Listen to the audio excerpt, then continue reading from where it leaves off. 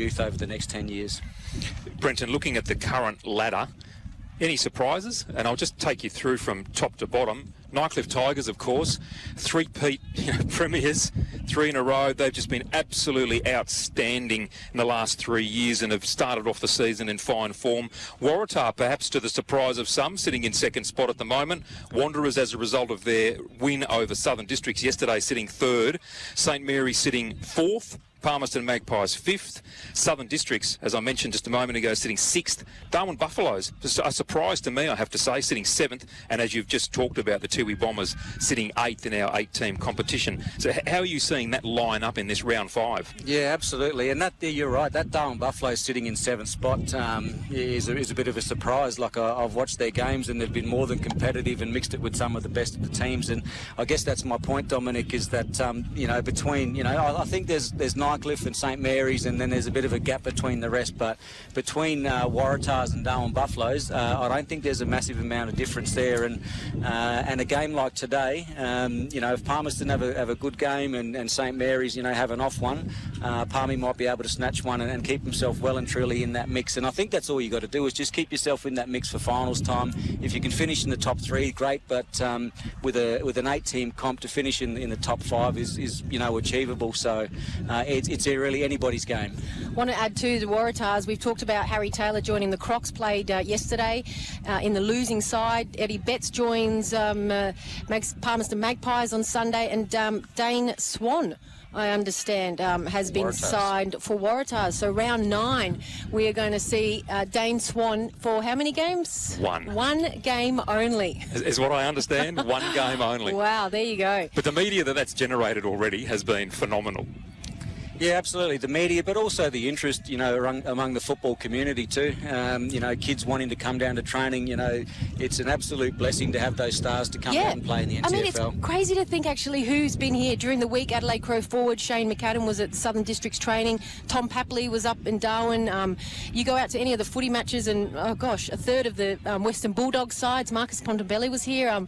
Ollie Wines from Port. So you're always finding an AFL player in the crowd. Ben Long's here. It's quite exciting to think that they're not only just getting away for a break, but they're coming to see footy, which they can't get enough of, it seems. Brenton. Absolutely, it's great. It's great for the top end, great for the territory, and I think Ben Long took a group of players over to the Tiwi Islands. I think from the Western Bulldogs, just a bit of a spur of the moment trip.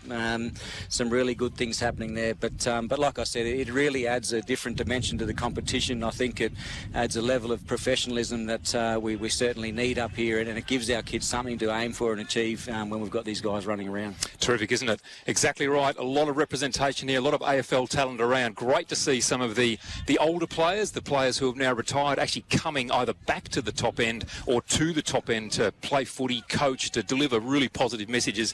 And as Brenton Toy just said, that means a lot to the youngsters of the territory. NTFL footy here on SEN. We'll be back after this break. You're listening to SEN's coverage of the NTFL.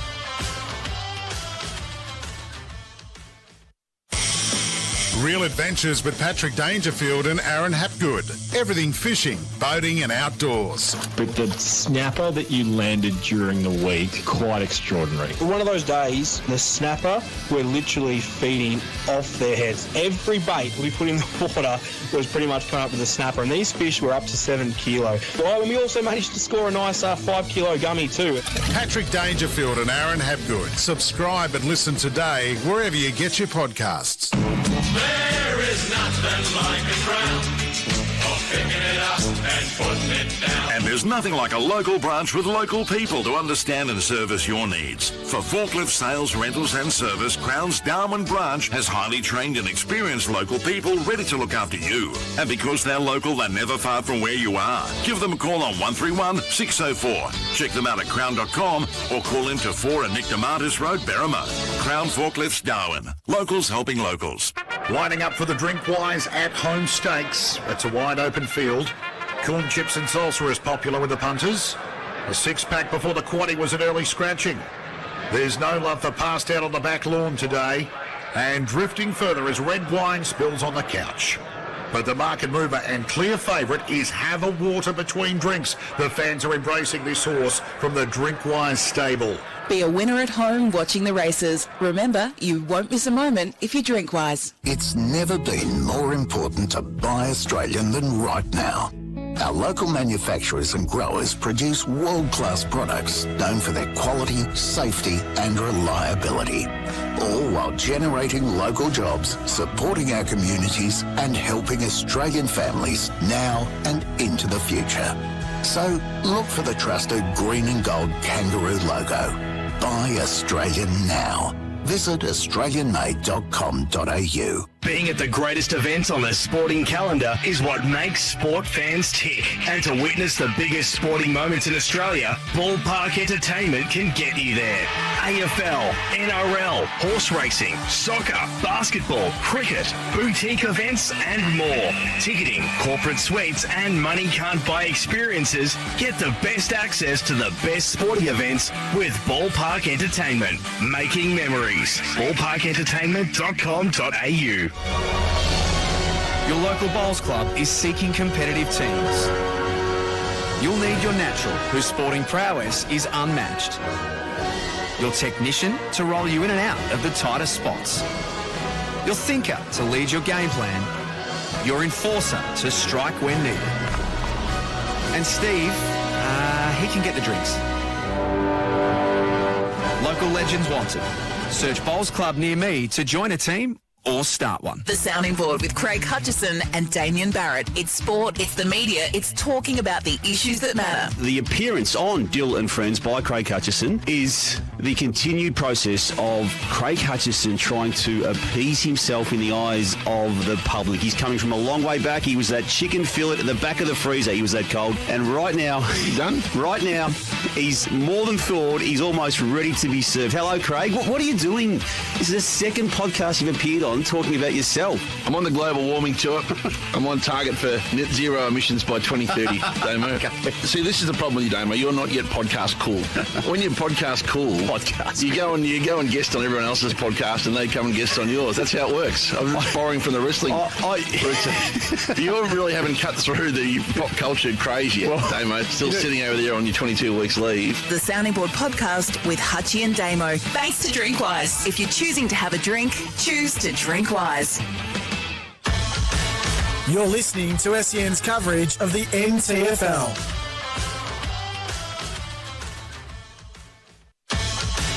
You're listening to SEN's coverage of the NTFL. Welcome back to NTFL Footy on SEN. We're coming to you from TIO Stadium number 2. This is an historic home game for the St Mary's Football Club to be playing out here on the number 2 ground. They take on the Palmerston Magpies here this afternoon. The teams are in their huddles, the umpires out and about in the middle of the ground, and believe it or not, Eddie Betts, the runner for the Palmerston Magpies. He's out of quarantine and he's here at TIO Stadium number 2. He's got the smile on the face. He's wearing purple. He's given a few handballs to some of the team. They won't be able to believe that they're handballing the ball to Eddie Betts, who's out there running for them. He won't be able to believe that it feels like 40 degrees and 50% humidity. He'll be thinking, take me back to quarantine. There's a lot of high fives. There's a lot of hugging him. He's doing some hamstring stretches. So I don't know when the last time he was actually a runner for a footy team as well. So this will be interesting. This will test him. Quite sensibly, he said that he wasn't able to run properly in quarantine, so he was not going to play today. That, to me, is a footballer who knows his body and who's being very, very sensible. Brent Toy, let's get down into it. 2 teams, 4th and 5th on the ladder. This is a really important game. Yeah, I don't think the ladder's really reflective of where they're at. I think St Mary's are probably there by default at the moment, but Palmerston absolutely competitive this year. They're really well led. They've got some great players out on the field. Callum Groves is a good on-ball midfielder that can play a run-with role. They've got some good kids. Last year's Rising Star winner, Ryan Wharf, Stephen Lambton, Liam Flanagan. But for me, it's their experience out there, and these guys are still going around. Alwyn Davey, Aaron Davey, the 2 brothers from the AFL. Chris Williams, I think, is their skipper, and he's come across from Darwin Buffaloes, and he leads them really well. But up forward, they've got Daniel Stafford, the player from Mount Allen down in Central Australia. He's a big target and a great kick on goal. So plenty of avenues towards goal. They've got Francis Quintari there and Patrick Walton. So there's a little bit of a St Mary's flow on. And when we speak of that too, Josh Heath, the coach of the Palmerston Magpies, a premiership player at St Mary's, a premiership teammate with Anthony Villaggio actually. So a bit of a mix there between, you know, the teams crossing over. But absolutely today, I think if Palmerston can get on top, St Mary's don't have their strongest side out there, they're absolutely a chance. So players taking their positions here at the moment. The umpires continuing to do their warm-ups. Talking about warm-ups, very warm day here in Darwin, and these players, majority of them, are used to this, so we won't harp on too much because we're all locals. We find this weather absolutely beautiful, and we're about to start round 5, final game of round 5 as well. So many St Mary's former players, juniors, and also the coach is a former player in the Magpies side, Brenton, but there is some great mixture of players and players from the Waffle, and it is going to be a wonderful afternoon of footy as we have the beautiful dark clouds, hopefully no rain coming our way, as Dominic McCormack, ball's held aloft with the umpire, and he's to get us underway. Our first call on SEN for the NTFL. Ruck contest in the middle. Palmerston win it down cleanly. Nathaniel Paredes laying a tackle, and a good one it is too. The umpire says, I'll have the ball, thank you, and they'll do the secondary ball up in the middle. Ryan Smith beaten forward again, comes down to Klusky through the midfield. Handball off to Josh Cheek, straight down the middle. Mark taken, no it's not. Off hands, Alwyn Davey in pursuit of the footy. Can't get there quickly enough. Klusky back in there again. Lampton for the Palmerston Magpies at half-back. Gets into the back. In fact, a trip is called on the captain for St Mary's, and Nathaniel Paredes. And he takes the kick, but the umpire said, no, the kick was not yours. So Stephen Lampton at left half-back for the Palmerston Magpies to take the free kick. The umpire just indicating the player was legged. Bit of confusion there. We'll call it the commentary wing. It's a far side wing away from TIO Stadium. Ball kicked down the commentary wing. Ruck in the middle, hands in the back, but it wasn't seen. So a quick kick off the ground there by Wilkinson. Matt Wilkinson just booted it in, and the mark has been paid. Tyson Woods takes the mark out in front.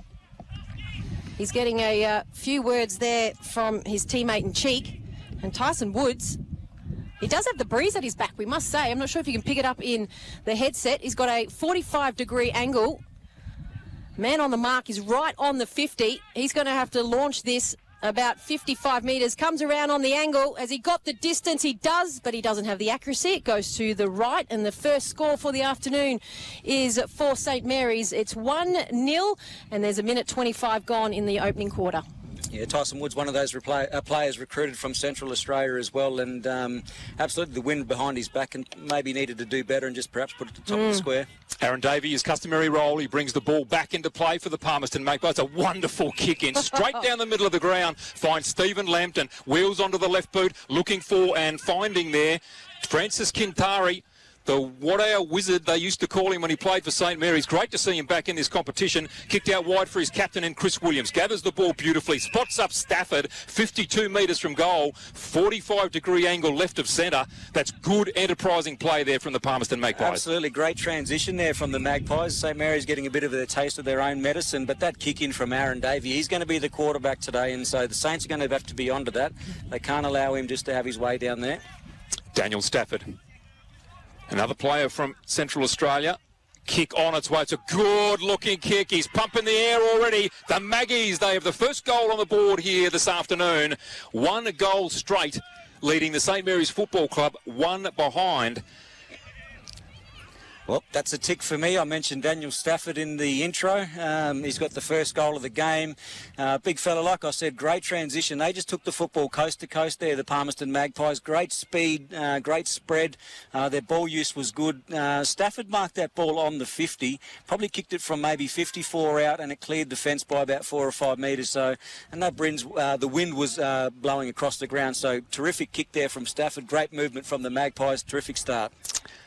Rowbottom in the middle is going to go up against Smith. Smith just in back play. Anand from Magpies giving him a touch-up. He's been dominating Smith. Oh, beautiful right tuck straight to Paredes, the captain for St Mary's. Booming kick right inside the forward 50. Ball in dispute, picked up now by St Mary's. He wheeled around. He's already had another shot on goal. And Woods... It is now taken out by Davey, out to the outer wing, and Dom. That booming left foot from Aaron Davey is going to be an absolute bonus for Magpies today. Certainly will. They've already transitioned the ball now through half forward. On pursuit there is Desmond Corbett for the Maggies. Can he get it before the boundary? No, he cannot. So a boundary throw in. About 60 around now between right half forward and the right forward pocket, favouring the Palmerston Magpies. Looking good here early, Brenton. Absolutely, and Callum Groves is just going everywhere that the St Mary's skipper is going. He is wearing Nate Paredes like a glove, but in saying that, Paredes got the clearance out of the midfield there, but Groves doing a top job. William Rowbottom from the ruck contest just took it straight out of that contest, ran away from Ryan Smith, kicks up into the right forward pocket, didn't find a target, and the ball trickles out of bounds. Again, another boundary throw in, but well and truly in favour of the Palmerston Magpies. 25 around from their goal face. The play is set again. Was a shallow boundary throw in previously. And it is again. Ryan Smith got a hand to it. Chasing after it is Callum Groves again. Coming in strongly. Klusky for St Mary's. Picks it up and goes. Good pace off the mark from Klusky. Out wide looking for Yaron. Comes off hands. In pursuit there is Patrick Walton for the Maggies. They take possession. Handball comes up to Ugle. Manages to get a quick handball away before the tackle from Yaron. Saints come along in numbers. Players taken out of it without the footy. Paredes gathers. Long kick up towards centre half forward. Flanagan drops what he should have taken. Manages to get a handball away to Riddick. He takes off. Well-built player. Beautiful kick on the left foot. Finds Alwyn Davey at centre half forward. Wheels around. Steps around his opponent. Spots up Corbett. Good play again from the Maggies. And Corbett, 40 metres out, directly in front, will go back and have his first shot of goal. It's terrific football there by the Pies. Again, great pressure just to force the turnover across half-back. But Alwyn Davey, just that composure. He could have tried to, pinpoint a target down the line, was able to step back inside and find his opponent in Corbett, who's a great finisher. So Corbett, he had a poor game by his standards last week. What can he do this week? Kick on goal. He's put that straight through the middle. So Des Corbett has one. Stafford has one. Importantly, the Maggies, they move out to 2 straight 12, leading St Mary's 1 behind. Just a little bit shell-shocked now at the moment, the St Mary's. They've had a couple of goes going forward but haven't been able to capitalise. The Magpies have just looked really good. Every time they win that football back from half-back, there's a consecutive chain of possession. They're able to get it in, and their entry into their forward 50 has been pretty fluent and cohesive. So working really well at the moment, the Palmerston Magpies. And a number of left-footers too, that was. It was like 3 left-footers to each other. So to have that calibre of boot as well, Aaron Davey down in the back line is added to that. Ball up. Smith up against Rowbottom. Both went early. Smith down on the ground, was able still to get a tap. No one's able to pick it up cleanly. Rowbottom got a hand ball away to Ugle. Ugle to the outer wing. Little chip forward, and that is not going to be picked up. Ball in dispute on the ground. No one can pick it up cleanly. It's actually Jacob Long who gets the handball away.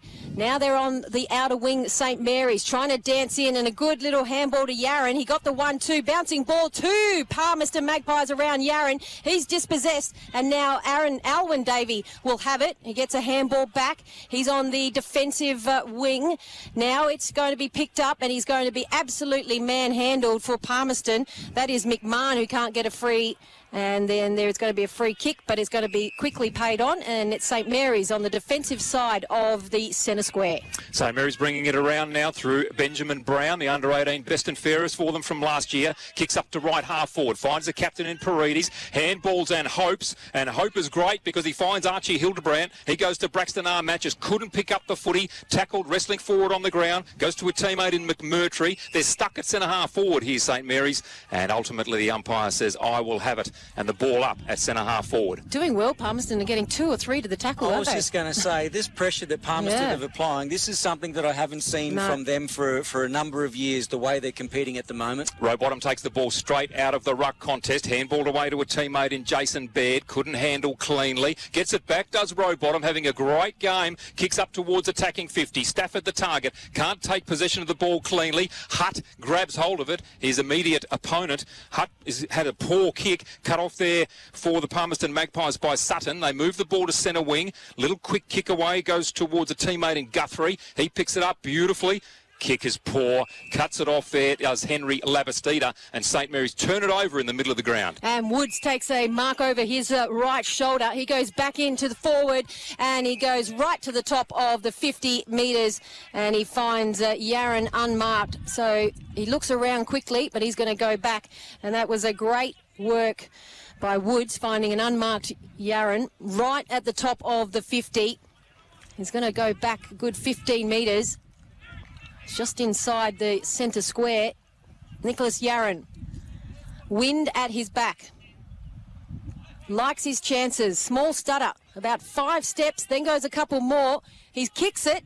Has he got the distance, got the carry? No, just falls short. It was on target. Big fist away. Ryan Smith, the big ruckman for St Mary's, is out in front.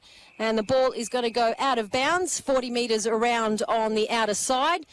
And Ryan Smith gets a bit more attention. Yeah, just to pick up on your point, St Mary's have got the wind at their back, so Palmerston, 2 goals up at the moment, they're doing really well to be in front. 9 minutes into this first quarter, Smith in the ruck contest manages to flick it out to the back of the pack. St Mary's off to Cockatoo Collins. Snap on goal from 45 is off to the right. Another behind. Son of Shea Cockatoo Collins there, Preston Cockatoo Collins. His first score for the afternoon at the 9.5 minute mark. Saints trailing 2 behinds to 2 straight 12, the Maggies. No one close to Aaron Davey. He wants someone to come forward. He just goes short. Beautiful little chip. And Palmerston are out on the outer wing. Handball to Aaron Davey. St Mary's here are not picking up anyone. Aaron Davey went to his brother Alwyn. Alwyn Froggy steps around. He goes down the outer wing and not being able to keep it in play for St Mary's. The halfway is Gallus. And, what a great honour to be calling Davey and Davey. Aaron Davey doesn't live here anymore, lives in Cairns. And didn't they play Division 1 a couple of weeks ago? To be out here in the afternoon's pretty good. And coached these Cairns City Lions, I think, to a premiership for the first time in a very long time. Boundary throw in, one down by Braxton. Matt flicked it off to a teammate in Grant. Gallus wrapped up immediately in a ball and all tackle. And the umpire says, I will have it. On the TIO Stadium side wing, smack bang in the middle. Players setting themselves again. 12 plays 2. The Magpies in the lead. Intensity much better than in their game against Wanderers last week. Rowbottom takes the ball away from the pack after the ruck contest, flicks it out to Jason Baird. His handball up to Kinthari is excellent. Stops and props, steps around to play. A little chip is good, looking for Guthrie. Again, terrific play by the Maggies. Flicks it across the half-forward flank and finds Flanagan. He looks for the lead of Corbett. He fell over at the inopportune moment. Wilkinson comes through beautifully. By hand to McMurtry. Into the middle, Shannon Rioli. Great to call his name. His first match for St Mary's this season. Goes out wide and finds Klusky on the right boot. In fact, here's Klusky on centre wing. That was Zach Robinson who passed it over to him. Klusky now. His kick over the head of a teammate in Sean Foster. Maggie's arriving in numbers. Doing very well there was Tyson Woods to block the footy off. The snap on goal. Will it be the first? No, it won't. It's hit the post. A third of the way up. So St Mary's peppering away here with this breeze. They are 3 behinds. Palmerston 2 straight 12. We've gone 12 minutes first quarter. Oh, risky kick in, and it just finds Kinthari. He's 40 metres directly in goal. That was Aaron Davey. Kinthari goes out to the outer wing. Goes over the head of Yaron. Yaron for St Mary's trying to turn it over. Picking it up, though, is Alwyn Davey. He gets a no-look handball. St Mary's have the numbers. Now in the hands of Wilkinson. Wilkinson kicks it forward. Davey's not able to get it in front. 2 Palmerston Magpies around all of the players. Shannon Rioli tries to come through, gets a handball out. He gets it to Klusky. Klusky goes with a kick on goal. And he gets the high fives because it's an accurate snap about 40 metres from the left pocket out of absolutely nothing, Brenton. And St Mary's get their first goal 12 and a half minutes into the opening term. Yeah, a little bit of a something from nothing goal there, but I was about to say, and St Mary's beat me to it, this would be an ideal time for Palmerston just to slow the game, control possession, and, they just continue to play that same style. They've got in front, but they keep giving St Mary's opportunities. So I think for the Magpies, if they could just slow the tempo of the game, play it on their terms when they want to and pull the trigger when they need to, they'll be fine. But St Mary's, great goal there. Oh, it was a miss. Oh, They all celebrated. There was high fives. No, I was back in the middle. It's not on the scoreboard. Scoreboard's wrong. And also, too, that's what Shannon Riola's in the side for, isn't he? He just got the handball out with players hanging off him, able to find a free player, and that's why he's in the side. Ruck contest now. Corbett up against Braxton Armat. One down easily by Corbett, but straight to Josh Cheek for St Mary's. Bounces over the head there of Archie Hildebrand. He comes back to him, though. The Palmerston Magpies player missed it. Kick was poor from Hildebrand. Goes straight to Davey instead of the pass to Yaron. Davey out wide goes to Jackson Cole. Long kick out to centre wing. Has it made it inside the boundary? It has not. Out of bounds on the full at centre wing. So a turnover. 13 and a half minutes gone in the first quarter. 10 plays 12. Palmerston Magpies in the lead. Kick in from centre half forward for St Mary's. Goes down, misses the pack, running through, trying to pick it up, and he's got a bit of space, and he's bouncing it, and that's Baldock. Baldock. And it's all clear, and Baldock again out of nothing. St Mary's have dribbled one through, and St Mary's from that left forward pocket like it at the moment. And that was Baldock after... Sean Foster. Sean Foster. Number 42. Yep. Far side of the ground there, but a great kick there by the St Mary's player just to lay it on the outside of his boot. Left foot check side under a little bit of a pressure, able to slot it through for a goal. Fair way away from the commentary box now. We think it's Foster. Big tall fella there, Sean Foster. I was interested there. He burnt Nick Yaron. He had to kick the goal. Yaron was standing in the goal square by himself. Palmerston Magpies. Annan just getting a few words from their very famous runner. Eddie Betts is out there just giving some messages. So ball back in the middle now. Braxton Armat beats Corbett forward on this occasion. Got it to Paredes. Couldn't handle. Came back to Corbett. Tumbles a punt straight into inside 50. No mark taken there by Zach Robinson for the green and gold. Palmerston players dive in on the footy. And the umpire says, I will have it. In the corridor, 40 out from the Palmerston Magpies goal. Pressure on here. Palmerston Magpies leading comfortably a moment ago. Now they trail by 4 points. And a ruck infringement goes against Braxton Armat for St Mary's. So the free kick to be taken here by the Palmerston Magpies. Just checking which player it's in fact going to. It is a ruck infringement, so it goes to William Rowbottom for the Palmerston Magpies. He's had an excellent start to this first quarter. Has an opportunity here to have the third shot on goal for the Maggies and kick their third goal straight. He wastes no time. Slightly right of centre. 40 from goal. It's not going to make the distance. And St Mary's mark it on the line. Pressure on here. The mark taken there by Grant Gallus. Flicks it out wide and goes to Jacob Long in the left back pocket. Goes for a little gallop. Kick is good. Spots up a teammate there in Geordie McMurtry. So McMurtry now just brings it back in onto the paint of 50. Centre half back. Again, he finds his teammate in Gallus. St Mary's doing exactly what Brenton Toy said Palmerston needed to do a moment ago. Just steadying play down here, controlling the footy. Ball now in the hands of Jacob Long. He marked it, now kicks out wide. Looking out here for Sean Foster. Couldn't find him. Ball attacked well here by Ryan Wolf, trying to get a handball out to Francis Kintari. Cut off. Now it comes to Kintari, taken by Brown. Good contest between those two. Brown did well. Got it to Foster. Handballs away into the hands now of Hildebrand. St Mary's in the clear here. Cockatoo Collins was confronted, bashed in the back. No free kick paid by the umpire 10 metres next to him, but the umpire at centre half back paid the free kick, I think rightly so. And Preston Cockatoo Collins at centre half forward will take this free kick. Looking to move the ball, Henry Labastida by himself in the right forward pocket. Steadies for a moment. 17 minutes gone in this first quarter. Saints leading 2-4 to 2 straight. Palmerston looked to be in control for a little while there. And St Mary's have now taken that over. Preston Cockatoo Collins with the pass. Goes to Nick Yaron, the shortest man. In amongst three. Couldn't take the mark. And then gives away the free kick for a high tackle. Not the option, Brenton? No, not at all. And Yaron, he was sort of on the move, but when he went to take the mark, he was stationary, and the three Palmerston players were able to descend on him. Flanagan Howe has it. And he has time just in front of the goals, and he spots up Wolf. Wolf's 30 metres in their defensive back was looking, and it's a very, very dangerous kick. Foster for St Mary's is disrupted and turned it over. Foster now tries to go around. That's going to be high, and it is. Foster's going to get a free kick, 60 metres around from the right post.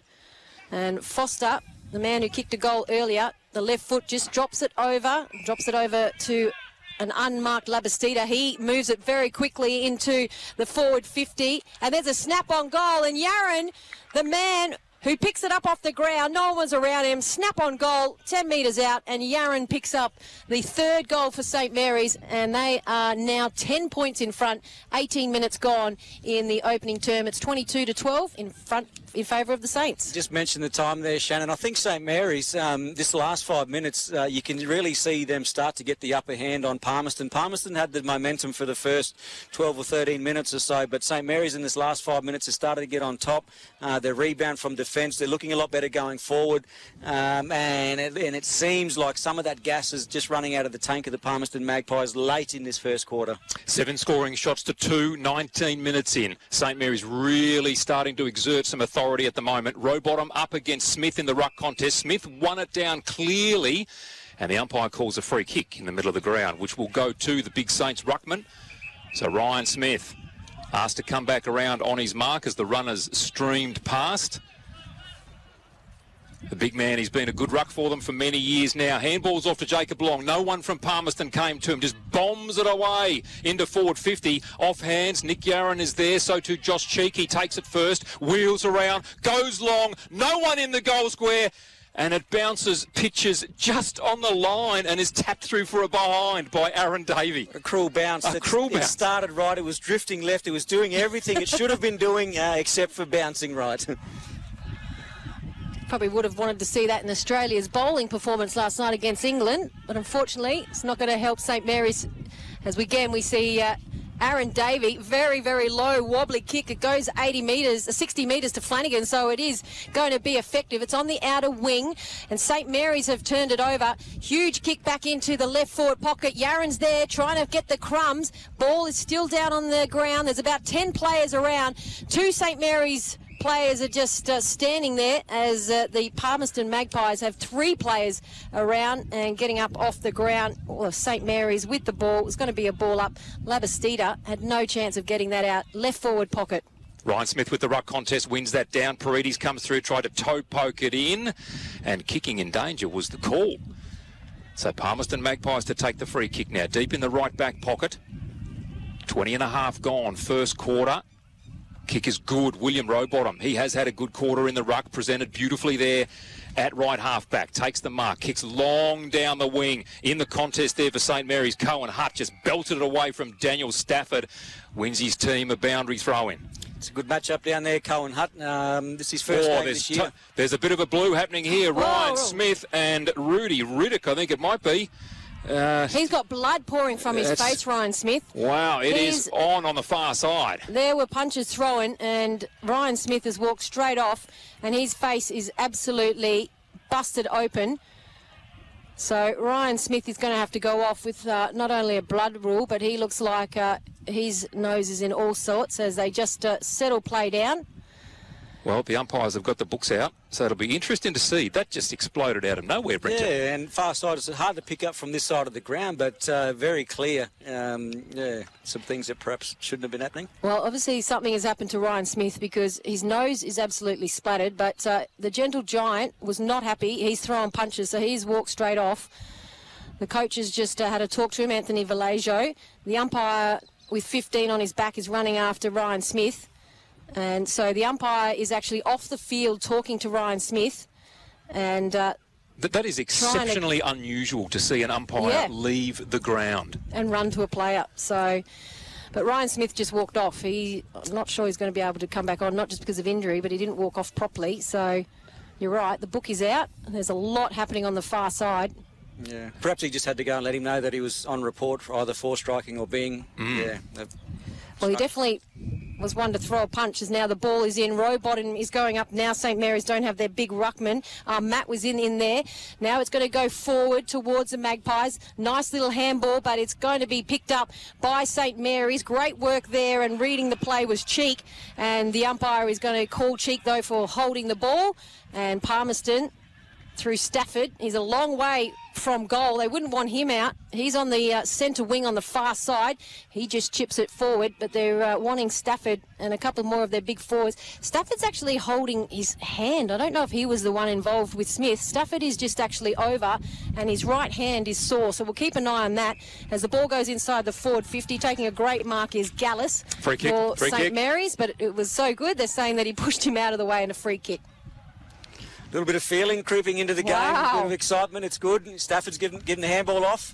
And Stafford has kicked it. He has run on to get the free. It is. And Stafford, maybe that was the ploy. That way he was 70 metres away from the goal. Stafford's got the quick hands from the free kick, and Stafford at 40 metres directly in front has kicked a goal. He's second for the afternoon.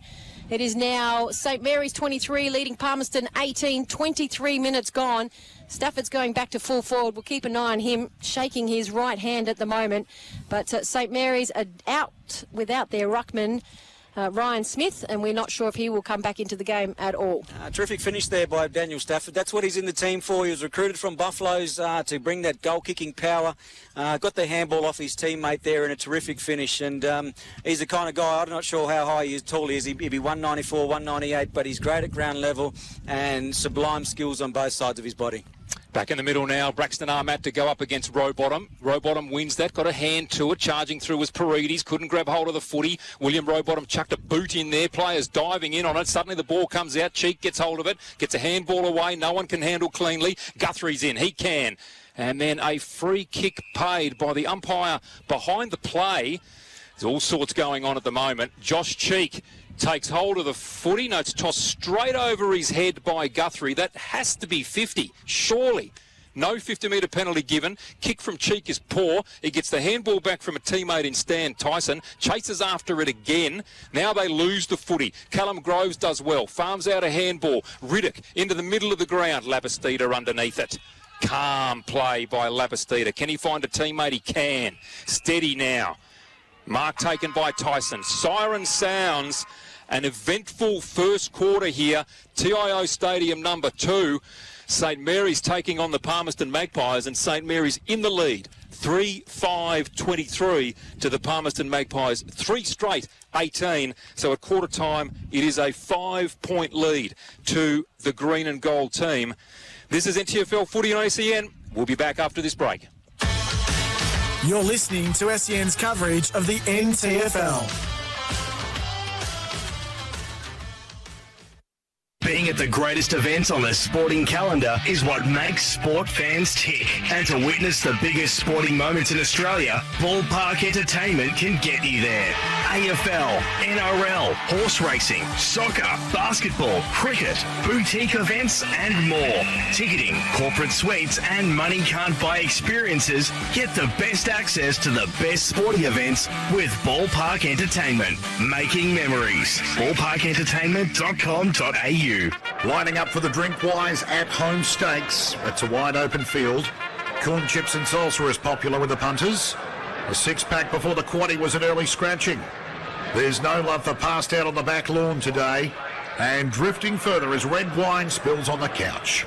But the market mover and clear favourite is Have a Water Between Drinks. The fans are embracing this horse from the Drinkwise stable. Be a winner at home watching the races. Remember, you won't miss a moment if you drink wise.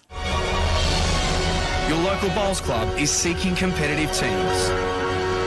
You'll need your natural, whose sporting prowess is unmatched. Your technician to roll you in and out of the tightest spots. Your thinker to lead your game plan. Your enforcer to strike when needed. And Steve, he can get the drinks. Local legends wanted. Search Bowls Club near me to join a team or start one. There is nothing like a crown, or picking it up and putting it down. And there's nothing like a local branch with local people to understand and service your needs. For forklift sales, rentals and service, Crown's Darwin branch has highly trained and experienced local people ready to look after you. And because they're local, they're never far from where you are. Give them a call on 131 604. Check them out at crown.com or call in to 4 at Nick DeMartis Road, Berrima. Crown Forklifts Darwin. Locals helping locals.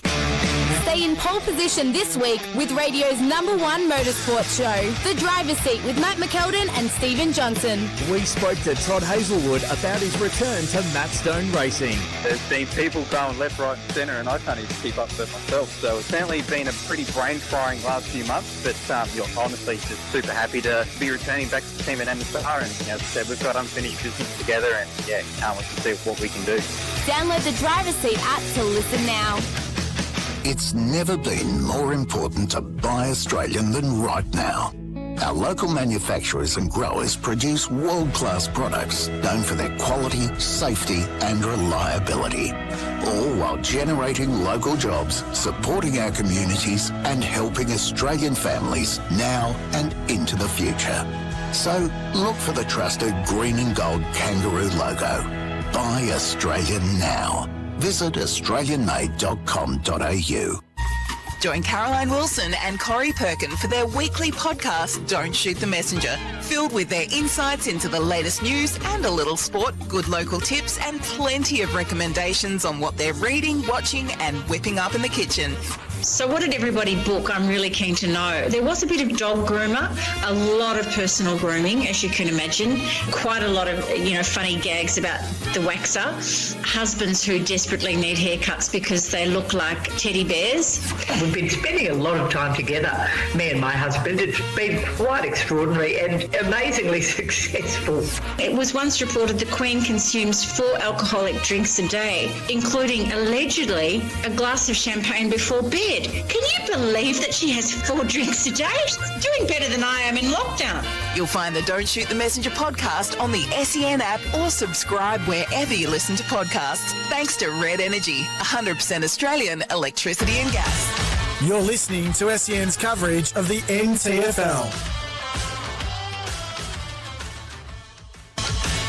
You're listening to SEN's coverage of the NTFL. Kicked out wide for his captain and Chris Williams. Gathers the ball beautifully. Spots up Stafford, 52 metres from goal. Kick on its way. It's a good-looking kick. He's pumping the air already. The Maggies finds Alwyn Davey at centre-half forward. Wheels around. Steps around his opponent. Spots up Corbett. Good play again from the Maggies. And Corbett, he's put that straight through the middle. Shannon Rioli tries to come through. Gets a handball out. He gets it to Klusky. Klusky goes with a kick on goal. And he gets the high fives because it's an accurate snap out of absolutely nothing. And St Mary's get their first goal. Welcome back to NTFL footy on SEN. The second quarter getting underway here at TIO Stadium number 2. Braxton Armat winning the footy down. Does that well. Belts it to centre-half forward. No one can pick it up. Lampton came through with the hands. Got a handball away. Armat crashing in again. Klusky comes through the congestion. Gets the hard ball. Handballs it away. No, he doesn't, says the umpire. Good tackle laid there by Rudy Riddick. And he will take a free kick in the middle of the ground for the Palmerston Magpies. Oof. Unloads a torpedo from the middle. Down inside 50. No mark taken. Saints defender Cohen Hutt coming away with it by hand. Ball picked up here by Ugle for Palmerston. Tries to spot up a teammate. Can't do so. That was Jason Baird in the forward pocket.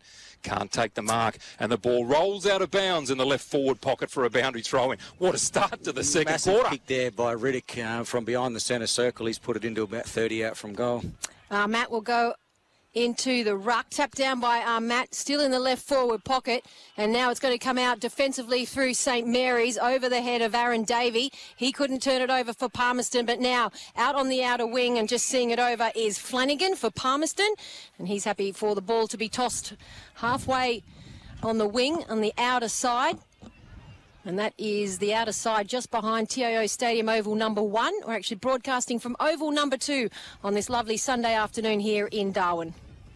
Boundary throw in, one down by St Mary's, comes now to Josh Cheek, been in the action. Long kick, Shannon Rioli, one-on-one, outbodies his opponent, gathers the footy, no he doesn't quite, 35 metres out, spins out of a tackle, gets a handball to Henry Labastida, bounce was unkind, Flanagan comes charging through, couldn't pick it up, Lampton does for the Maggies, handballs well to Alwyn Davey, his kick was ordinary, but somehow found Patrick Walton.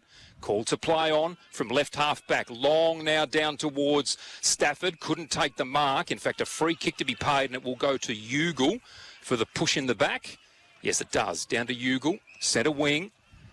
The umpire asking that he go back just that 1 millimetre, just to make sure that he's... Is it just me, or is there a number of left-footers out there today? There's a lot of left-footers. There's two Davies to start with, yep.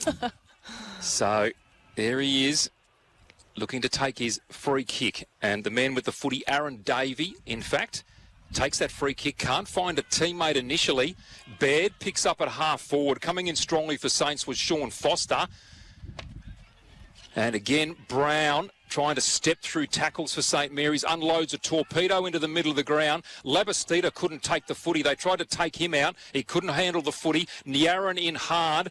Palmerston Magpies retain their feet there through Alwyn Davey initially, then lost his feet, lost the footy, out to Cockatoo Collins, unloads towards the goal square. That's a brilliant kick, marked and goaled by Tyson Woods for St Mary's. They hit the board first in this second quarter. Just that pressure again from St Mary's. They've started to turn the tables on the Palmerston Magpies.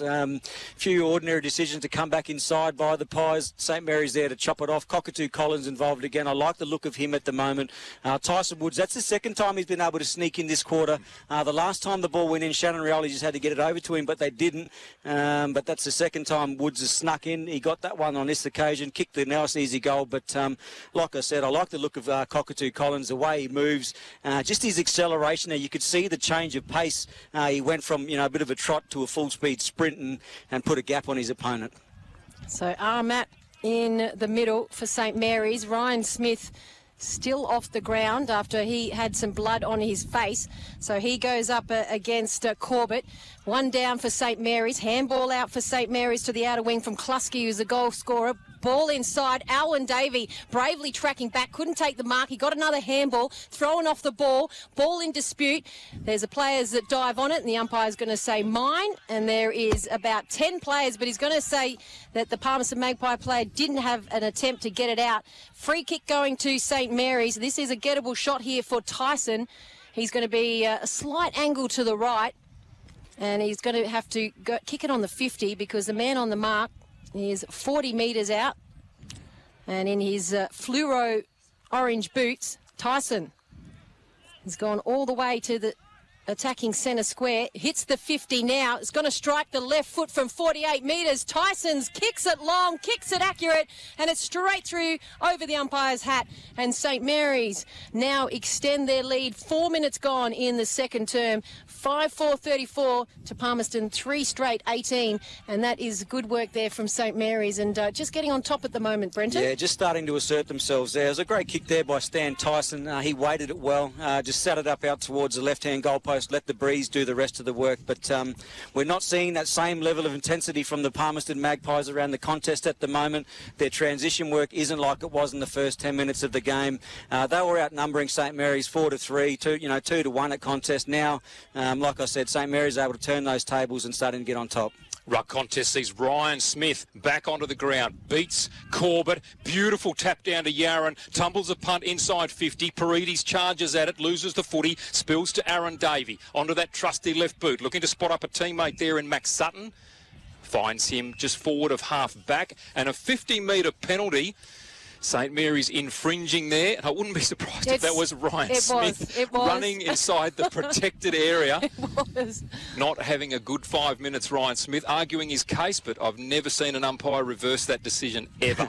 Not going to start now. And the St Mary's captain just down behind play, there wasn't in it. It was just a contest that he went for, and he hasn't got back to his feet yet to get Nate Paredes. So Paredes down. The trainer's coming out to him too. So the handball off there to Chris Williams, bombs away on goal. Gallus underneath it for St Mary's. It almost had the distance, certainly not the accuracy. And Palmerston register their first minor score here for the afternoon. 6 minutes gone in the second quarter, Palmerston 3-1-19. St Mary's 5-4-34. Big crowd on hand here as Yaron decides to go for a trot. He goes on the outer side, gets a good 5 metres. Huge kick down to centre, the centre wing. Coming through for St Mary's. Handball over. Quick hurried kick from Klusky. He's already kicked a goal. No one inside forward 50. Ugly bounce for Foster. Still now inside forward 50. There's 6 players. And there is going to be a free kick for tripping. Is going to go towards St Mary's. And Labastida it is. As we're just seeing Paredes right being escorted from the ground too, the Saints captain. So Paredes is off. Labastida is going to have a shot on goal, he's indicating.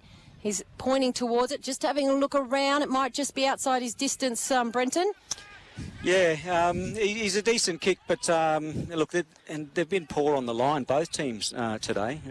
If it drops short, there's not a lot of options there. 45-degree angle just comes around the man on the mark to make it greater, and he doesn't have the accuracy or the distance. There's got to be a mark. The umpire said play on. It was touched. He's so he's saying it was touched. Foster was wanting to mark it on the behind post line, but the umpire's claiming it was touched. They fell over the line, so it's going to be a point added to St Mary's. They're 35, leading Palmerston 19, 7.5 minutes gone, second quarter. Aaron Davey brings the ball back into play, goes straight down the middle of the ground, trying to go for that footy was Clifford Hampton-Timms.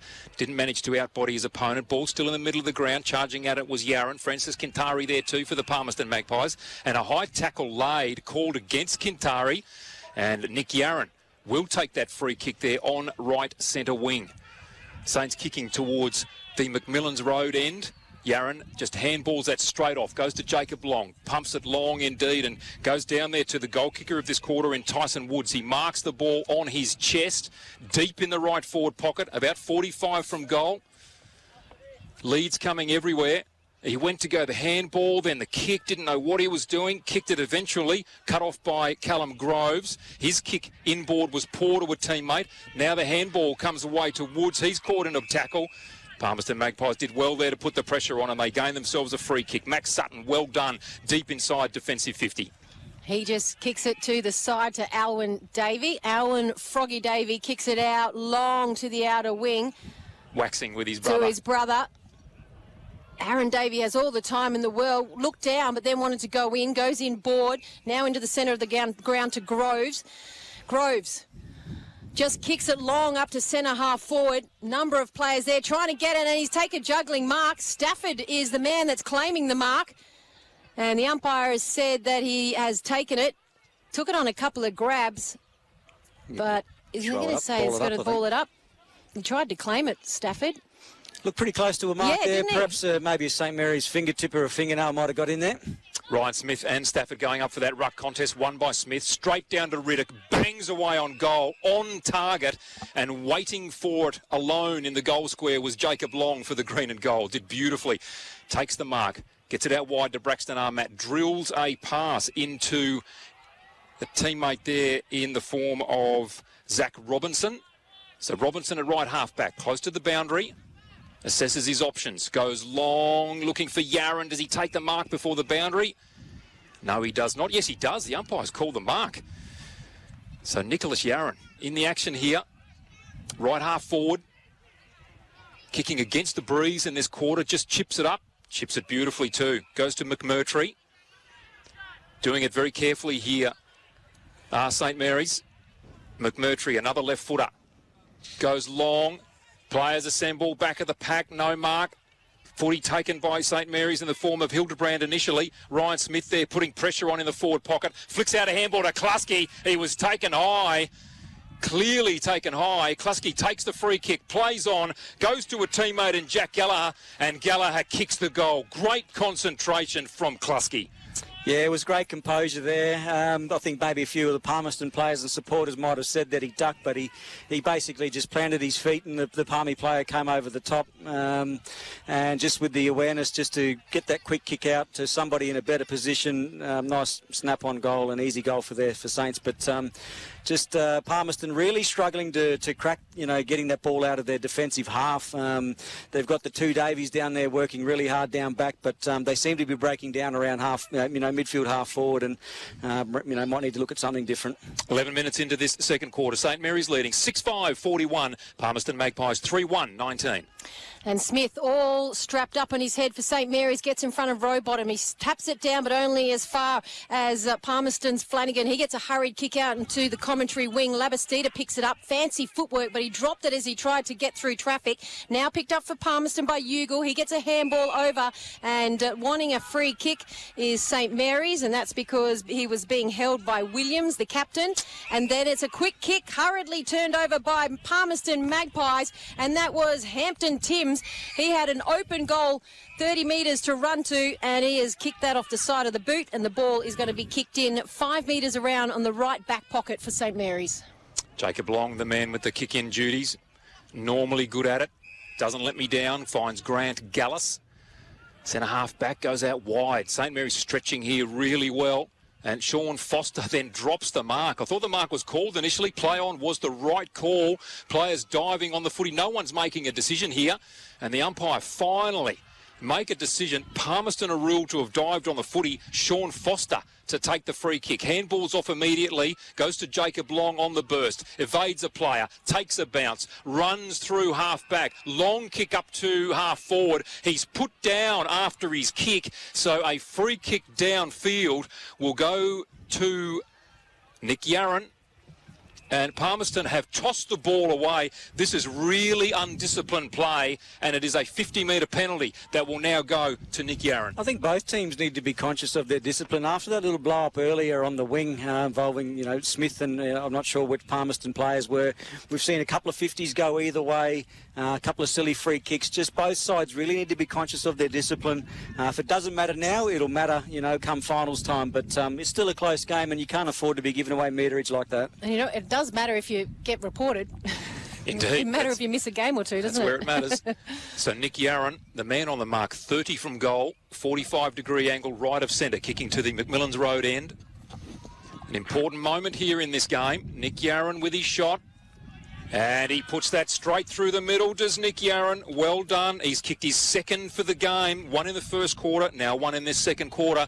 And St Mary's, they establish a decent margin at the 14-minute mark. 7-5-47, Palmerston 3-1-19. Absolutely, Dominic. I think since about the 13 or 14-minute mark of the first quarter, it's all been St Mary's since then. The Palmerston Magpies came out of the gates. They played with composure.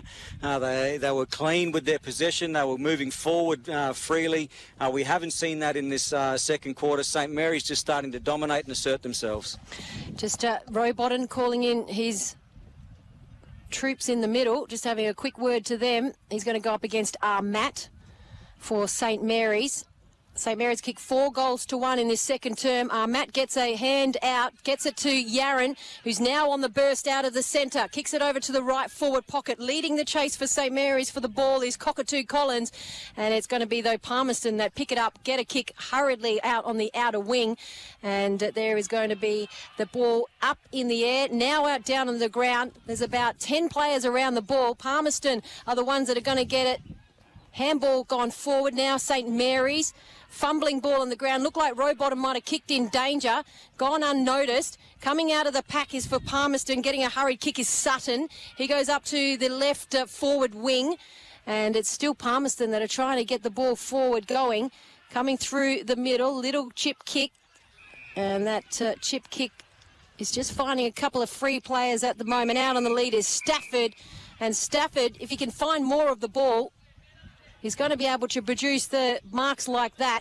He was heavily checked, but Stafford is now going to attempt to kick the goal, but he's going to have to kick it about 60 metres. He's now actually in the middle of oval number 2 here at TIO. Stafford with bright fluoro blue boots. Can he add to his 2 goals in the opening term? Stafford from 55 metres, he's already put his hand up. He likes it. As soon as he kicked that, the crowd likes it as well.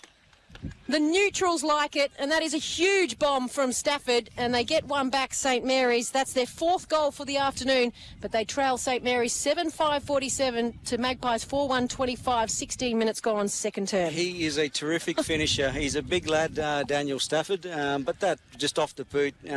There's guys you see when they kick it, just sounds sweet, looks sweet and everything, and Daniel Stafford's one of those guys.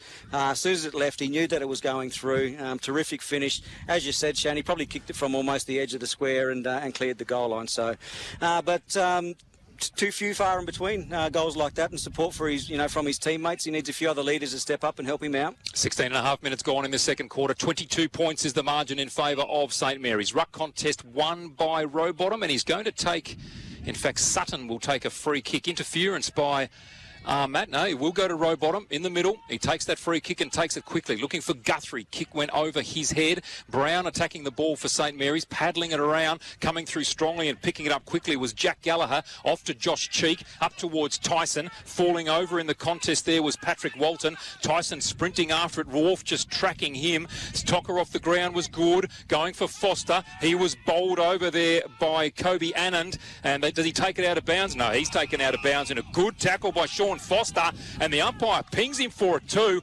Well done to Foster. He got straight back up after being bowled over and laid the tackle. Kobe Anand cannot believe it.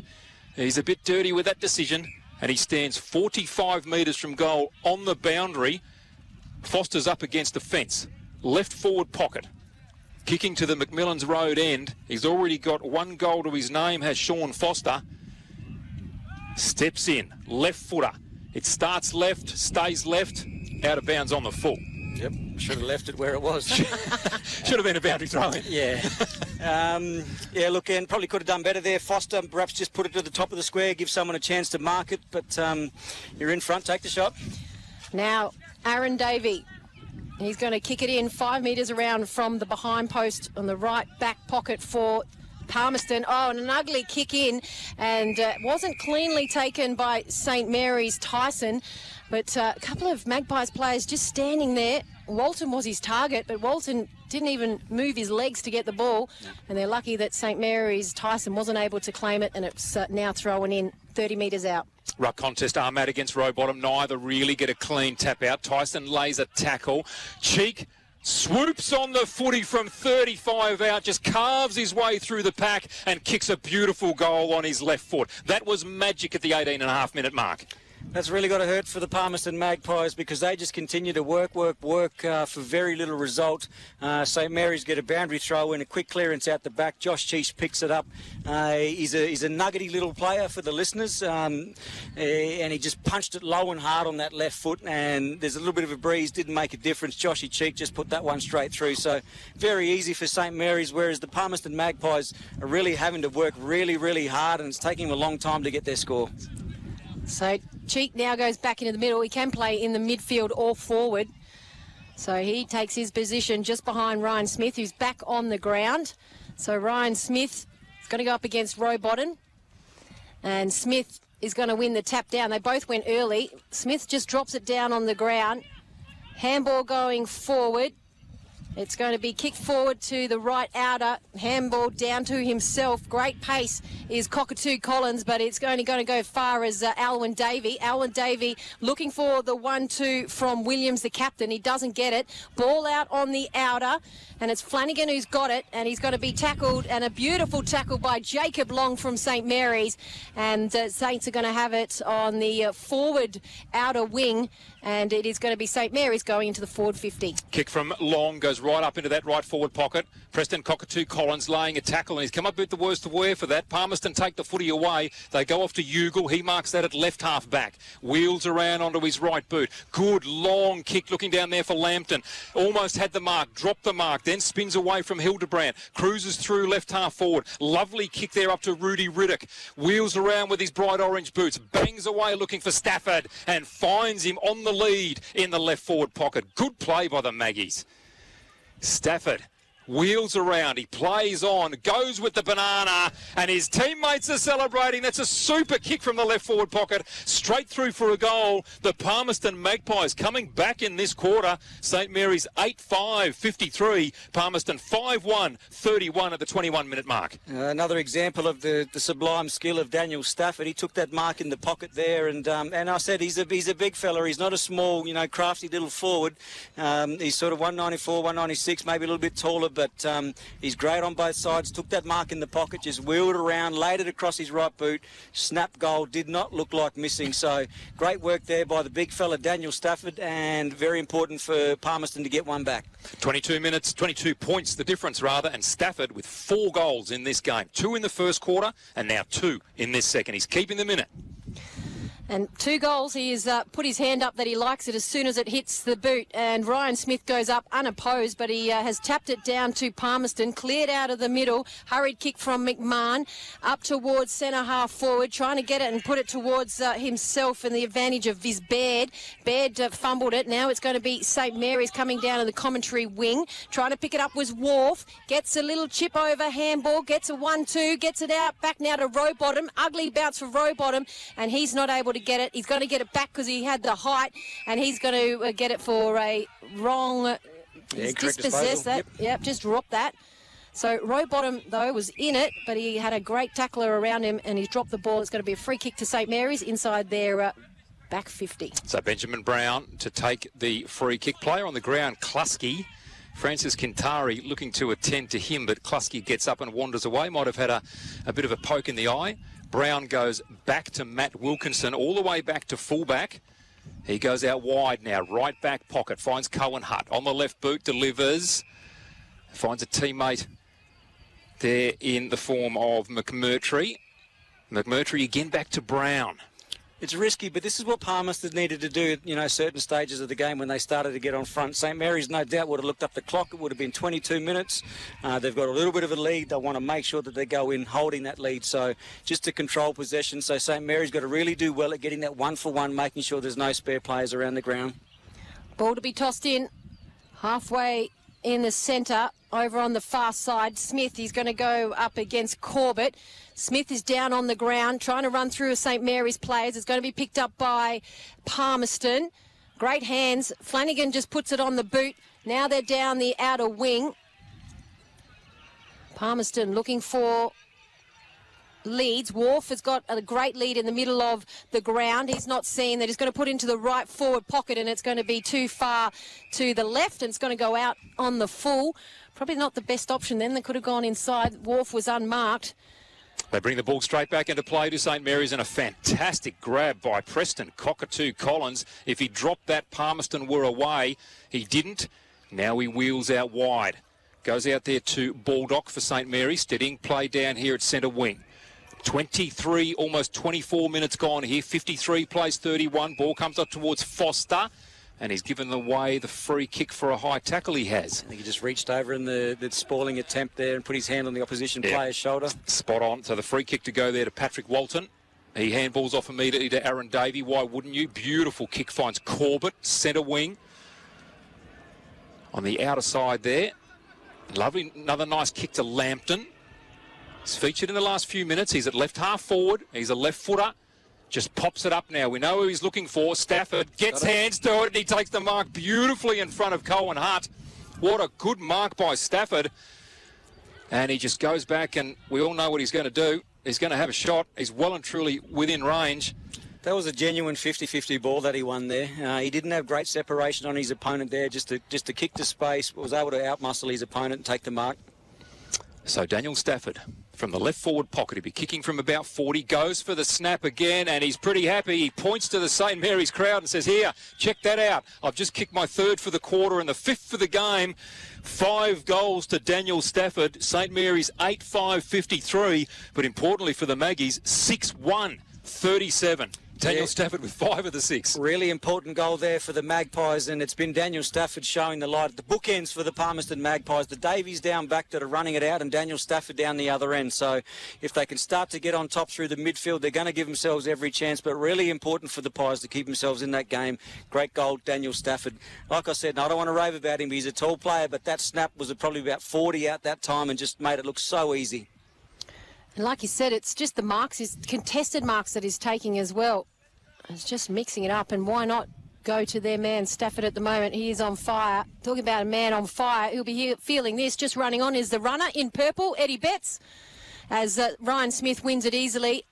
Labastida tried to get it, but it is going to be picked up by Palmerston Sutton, who's taken down in a great tackle, and the umpire is going to say that he had prior as the siren sounds for half-time.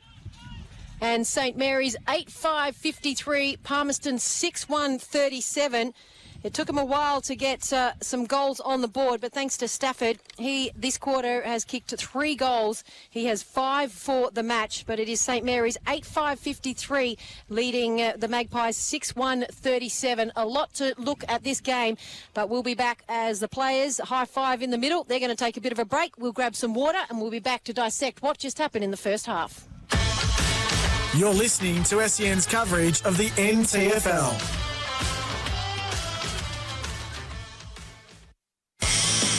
Real adventures with Patrick Dangerfield and Aaron Hapgood. Everything fishing, boating and outdoors. But the snapper that you landed during the week, quite extraordinary. One of those days, the snapper, we're literally feeding off their heads. Every bait we put in the water was pretty much coming up with a snapper, and these fish were up to 7 kilo. Well, and we also managed to score a nice 5 kilo gummy too. Patrick Dangerfield and Aaron Hapgood. Subscribe and listen today wherever you get your podcasts. There is nothing like a crown for picking it up and putting it down. And there's nothing like a local branch with local people to understand and service your needs. For forklift sales, rentals and service, Crown's Darwin branch has highly trained and experienced local people ready to look after you. And because they're local, they're never far from where you are. Give them a call on 131 604. Check them out at crown.com or call in to 4 and Nick DeMartis Road, Berrima. Crown Forklifts Darwin. Locals helping locals. It's never been more important to buy Australian than right now. Our local manufacturers and growers produce world-class products known for their quality, safety and reliability, all while generating local jobs, supporting our communities and helping Australian families now and into the future. So look for the trusted green and gold kangaroo logo. Buy Australian now. Visit australianmade.com.au. Lining up for the Drinkwise at-home stakes. It's a wide-open field. Corn chips and salsa is popular with the punters. A 6-pack before the quaddie was an early scratching. There's no love for passed out on the back lawn today. And drifting further as red wine spills on the couch. But the market mover and clear favourite is Have a Water Between Drinks. The fans are embracing this horse from the Drinkwise stable. Be a winner at home watching the races. Remember, you won't miss a moment if you drink wise. Being at the greatest events on the sporting calendar is what makes sport fans tick. And to witness the biggest sporting moments in Australia, Ballpark Entertainment can get you there. AFL, NRL, horse racing, soccer, basketball, cricket, boutique events and more. Ticketing, corporate suites and money can't buy experiences. Get the best access to the best sporting events with Ballpark Entertainment. Making memories. ballparkentertainment.com.au. Your local bowls club is seeking competitive teams. You'll need your natural, whose sporting prowess is unmatched. Your technician to roll you in and out of the tightest spots. Your thinker to lead your game plan. Your enforcer to strike when needed. And Steve, he can get the drinks. Local legends wanted. Search Bowls Club near me to join a team or start one. The Sounding Board with Craig Hutchison and Damien Barrett. It's sport, it's the media, it's talking about the issues that matter. Journalism is not just gotcha journalism. Journalism is a process to the outcome, and however you get there, and however you arm yourself the best. And do you cut deals along the way? 100% you do. Let's call it for what it is. Yeah. Occasionally you do. So I've just turned 51. There's no way I'm doing some things that I did when I was 27 in journalism, but that's just getting older, isn't it? And that's just having a different perspective on life. It's not necessarily being a different journalist. It's just wading through all the phases of what you do. You're accountable as a journalist to the loaf of bread you bake, not the ingredients that got you there on the way. It's the end outcome that you're accountable to. You're accountable to getting it right. Yeah, but if you get it right by whatever means is possible, or necessary, it doesn't matter if you've shared a little bit of your journey on the way there. What does that really matter? The Sounding Board podcast with Hutchie and Damo. Thanks to Drinkwise. If you're choosing to have a drink, choose to drink wise. You're listening to SEN's coverage of the NTFL.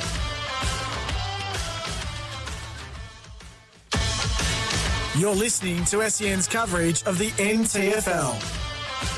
there through Alwyn Davey initially, then lost his feet, out to Cockatoo Collins, unloads towards the goal square. That's a brilliant kick, marked and goaled by Tyson Woods for St Mary's. Hits the 50 now. It's going to strike the left foot from 48 metres. Tyson's kicks it long, kicks it accurate, and it's straight through over the umpire's hat. Cheek swoops on the footy from 35 out, just carves his way through the pack and kicks a beautiful goal on his left foot. Moment out on the lead is Stafford, but he's going to have to kick it about 60 metres. He's now actually in the middle of oval number 2 here at TIO.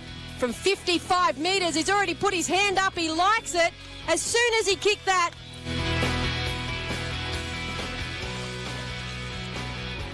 welcome back to NTFL on SEN here this afternoon.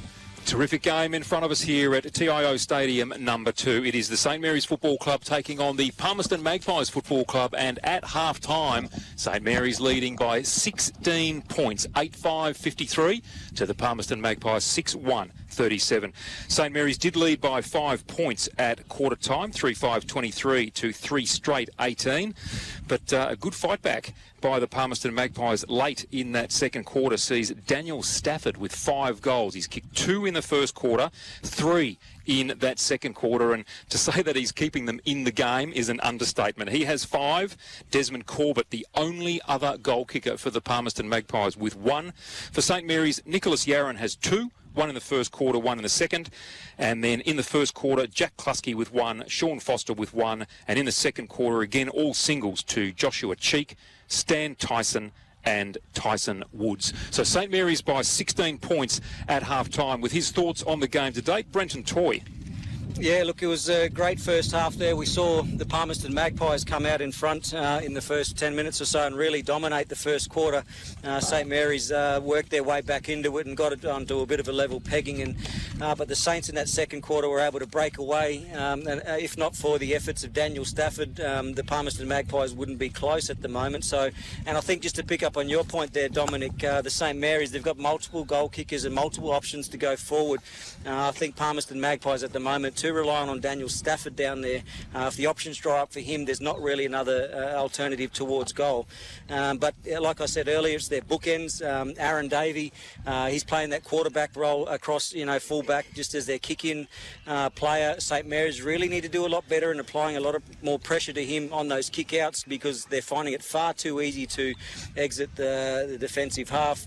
In terms of St Mary's, I've really liked Jacob Long. He's provided some great run and carry out of the defence. He's used the ball excellently coming out of there.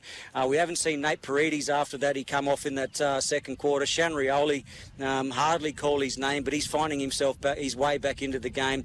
I've liked Jack Kluske today. He's been solid around the ground level. Number 37 for the St Mary's, the guy from Alice Springs, Tyson Woods. He's been sort of active and dangerous around goal. Josh Cheek, his strength at ground level and his ball use has been terrific. But for mine, at both ends, it's kind of a bit of an even battle. But it's really that midfield. Whoever gets on top through the midfield, whoever gets first use is generally going to get on top. So Ryan Smith's done a terrific job in there, as has done the Palmerston Ruckman, but it's probably some of the midfielders. And just on the Palmerston Ruckman, I think Rowbottom has been good around the ground, whereas Ryan Smith's, again, winning that battle, the tap. But having a quick look through my binoculars, down to our right, which is the car park end, Ryan Smith is actually not inside the change rooms. He's sitting outside talking to I don't know, sister, girlfriend, someone, and it looks like he's trying to cool himself. He's got his head strapped up. His nose has a big cut on the top of it, so he's not gone in to get instructions. So it still looks like he's trying to cool himself from an incident that no doubt will come under scrutiny for some time. But I did hear as well Anthony Vallejo, their captain, just talking about the goals coming against them are from quick turnovers. They've lost the ball, not their fullback's fault that they're not able to stop that sort of penetration and entry quickly into Stafford. So they're looking to see what they can clean up around the midfield. Yeah, absolutely. And you mentioned Ryan Smith. He's kind of that emotional barometer of St Mary's. When they're going good and he's up and about and he's got terrific positive energy, he's great for the club. But if he's not in that right mindset, he can be at the detriment of the club. So it's important that he gets his headspace right. No doubt Anthony Vallejo would be all over that. But, yeah, certainly I think both sides, and, it's I don't know know if too many Premier League teams have played out here on number 2. Maybe the different conditions, the breeze blowing across the ground or not, but those scores from turnovers are certainly an issue for both teams. That scrappy play, those quick turnovers across half-back, that quick transition going forward, and that's where Daniel Stafford's getting his space. So no doubt that's what Anthony Village will be talking about, those turnovers across midfield, half-back, that relate in a quick forward entry with Stafford getting on the end of it.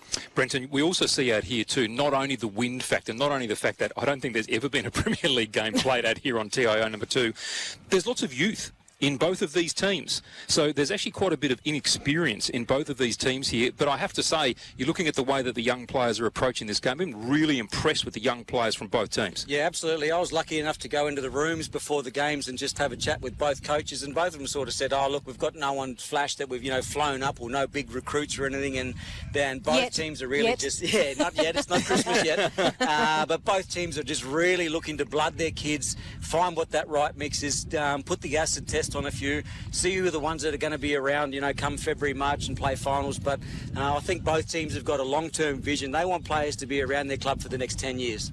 And I'll say yet because Eddie Betts is playing next Sunday for the Palmerston Magpies. He's their runner today. We'll be calling that match when Eddie Betts from Palmerston takes on Harry Taylor from the Crocs. And I'll just quickly say though, a lot of these players would have played on these grounds growing up as juniors, because Magpies have a lot of St Mary's juniors or former players. Their coach Joshua Heath. So they would know Marara Oval too as they come out. They've been told to warm up. So we've seen St Mary's out of the change rooms. It's probably cooler out in the ground, if I could say that it would be cooler, but it is very warm here in Darwin. So we'll be back shortly, not too far away from the third quarter getting underway, and St Mary's 53 lead Palmerston 37. It's half time. You're listening to SEN's coverage of the NTFL. Being at the greatest events on the sporting calendar is what makes sport fans tick. And to witness the biggest sporting moments in Australia, Ballpark Entertainment can get you there. AFL, NRL, horse racing, soccer, basketball, cricket, boutique events and more. Ticketing, corporate suites and money can't buy experiences. Get the best access to the best sporting events with Ballpark Entertainment. Making memories. ballparkentertainment.com.au. There is nothing like a crown, or picking it up and putting it down. And there's nothing like a local branch with local people to understand and service your needs. For forklift sales, rentals and service, Crown's Darwin branch has highly trained and experienced local people ready to look after you. And because they're local, they're never far from where you are. Give them a call on 131 604. Check them out at crown.com or call in to 4 and Nick DeMartis Road, Berrima. Crown Forklifts Darwin. Locals helping locals. Lining up for the Drinkwise at-home stakes. It's a wide open field. Corn chips and salsa is popular with the punters. The six-pack before the quaddie was an early scratching. There's no love for passed out on the back lawn today. And drifting further as red wine spills on the couch. But the market mover and clear favourite is Have a Water Between Drinks. The fans are embracing this horse from the Drinkwise stable. Be a winner at home watching the races. Remember, you won't miss a moment if you drink wise. It's never been more important to buy Australian than right now. Our local manufacturers and growers produce world-class products known for their quality, safety and reliability. All while generating local jobs, supporting our communities and helping Australian families now and into the future. So look for the trusted green and gold kangaroo logo. Buy Australian now. Visit australianmade.com.au. The Sounding Board with Craig Hutchison and Damien Barrett. It's sport, it's the media, it's talking about the issues that matter. The appearance on Dill and Friends by Craig Hutchison is the continued process of Craig Hutchison trying to appease himself in the eyes of the public. He's coming from a long way back. He was that chicken fillet at the back of the freezer. He was that cold. And right now, right now, he's more than thawed. He's almost ready to be served. Hello, Craig. What are you doing? This is the second podcast you've appeared on talking about yourself yourself. I'm on the global warming tour. I'm on target for net zero emissions by 2030, Damo. See, this is the problem with you, Damo. You're not yet podcast cool. When you're podcast cool, you go and guest on everyone else's podcast and they come and guest on yours. That's how it works. I'm just borrowing from the wrestling. You really haven't cut through the pop culture craze yet, Damo. Still sitting over there on your 22 weeks leave. The Sounding Board podcast with Hutchie and Damo. Thanks to Drinkwise. If you're choosing to have a drink, choose to drink wise. Your local bowls club is seeking competitive teams. You'll need your natural, whose sporting prowess is unmatched. Your technician to roll you in and out of the tightest spots. Your thinker to lead your game plan. Your enforcer to strike when needed. And Steve, he can get the drinks. Local legends wanted. Search Bowls Club near me to join a team or start one. Real adventures with Patrick Dangerfield and Aaron Hapgood. Everything fishing, boating and outdoors. But the snapper that you landed during the week, quite extraordinary. One of those days, the snapper were literally feeding off their heads. Every bait we put in the water was pretty much coming up with a snapper, and these fish were up to 7 kilo. Well, and we also managed to score a nice 5 kilo gummy too. Patrick Dangerfield and Aaron Hapgood. Subscribe and listen today wherever you get your podcasts. You're listening to SEN's coverage of the NTFL.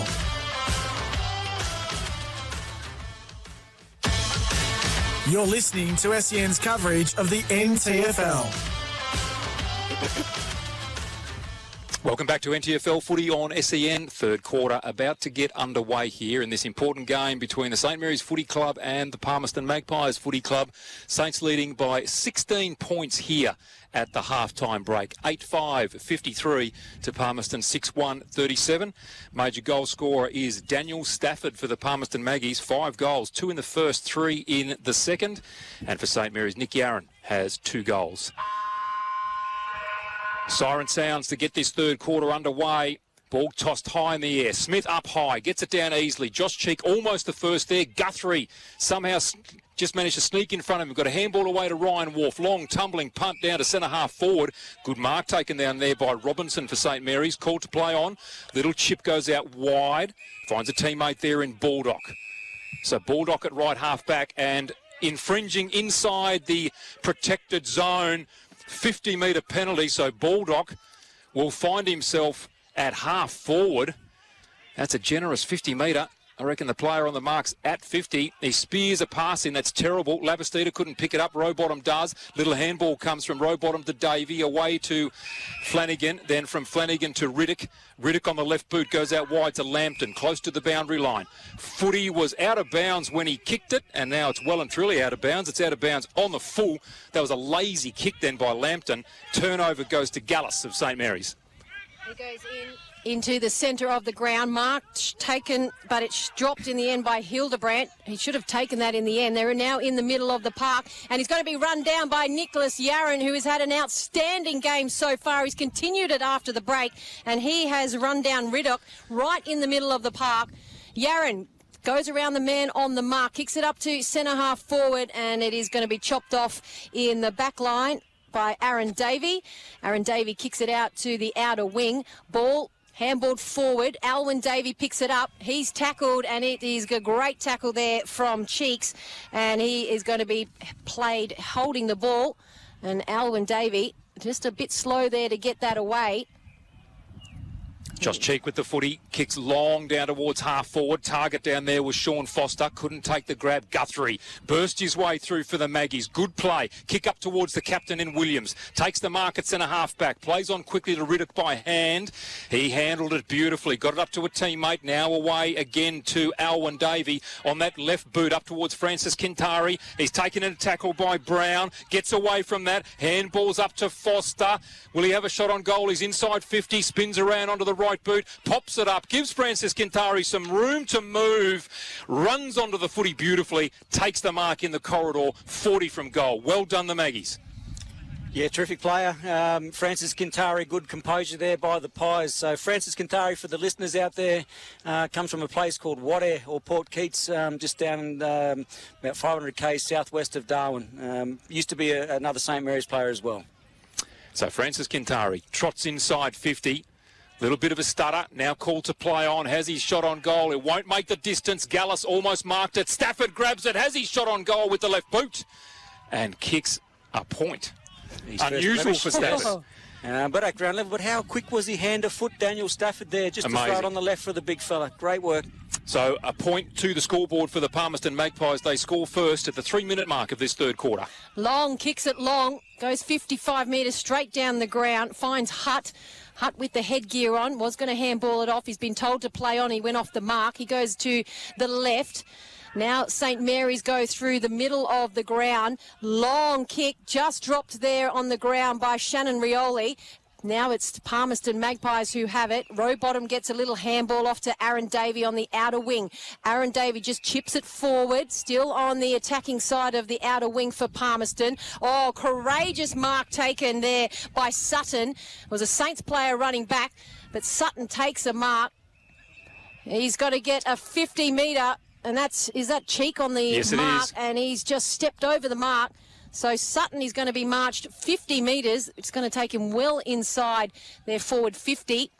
And the umpire's running backwards. It's going to take him to about 30 metres. Another decent 50. Yep. Goodness, wouldn't mind going to a bar if he owned it. So Sutton has now got an opportunity, 45-degree angle on the right of the goals. Sutton crosses 50. Still walking, gets the trot now. He's going to kick it from 35, just over long if he can, and he's missed it to the right. So an opportunity begging there for Palmerston. They pick up a point, and it's still St Mary's 53 leading Palmerston 39. 4.5 minutes gone, third quarter. Benjamin Brown brings the ball in for St Mary's. Goes to Cheek. Been a good player for Saints this afternoon. He then finds Zach Robinson. Goes out wide, looking for Wilkinson. Standing in front of him was Ugle. In fact, it might have been Aaron Davey taking the mark out there. No, it is Ugle. So Ugle takes the grab. Man on the mark at half forward. Ugle now kicks the ball into space. Going, of course, for Stafford, and he's being held. He's just too quick, too big, too strong for Cohen Hart. And even though he was being held, he took the mark anyway. So Stafford on 50. Right of centre, 15 metres in, I reckon, from the boundary. Right forward pocket.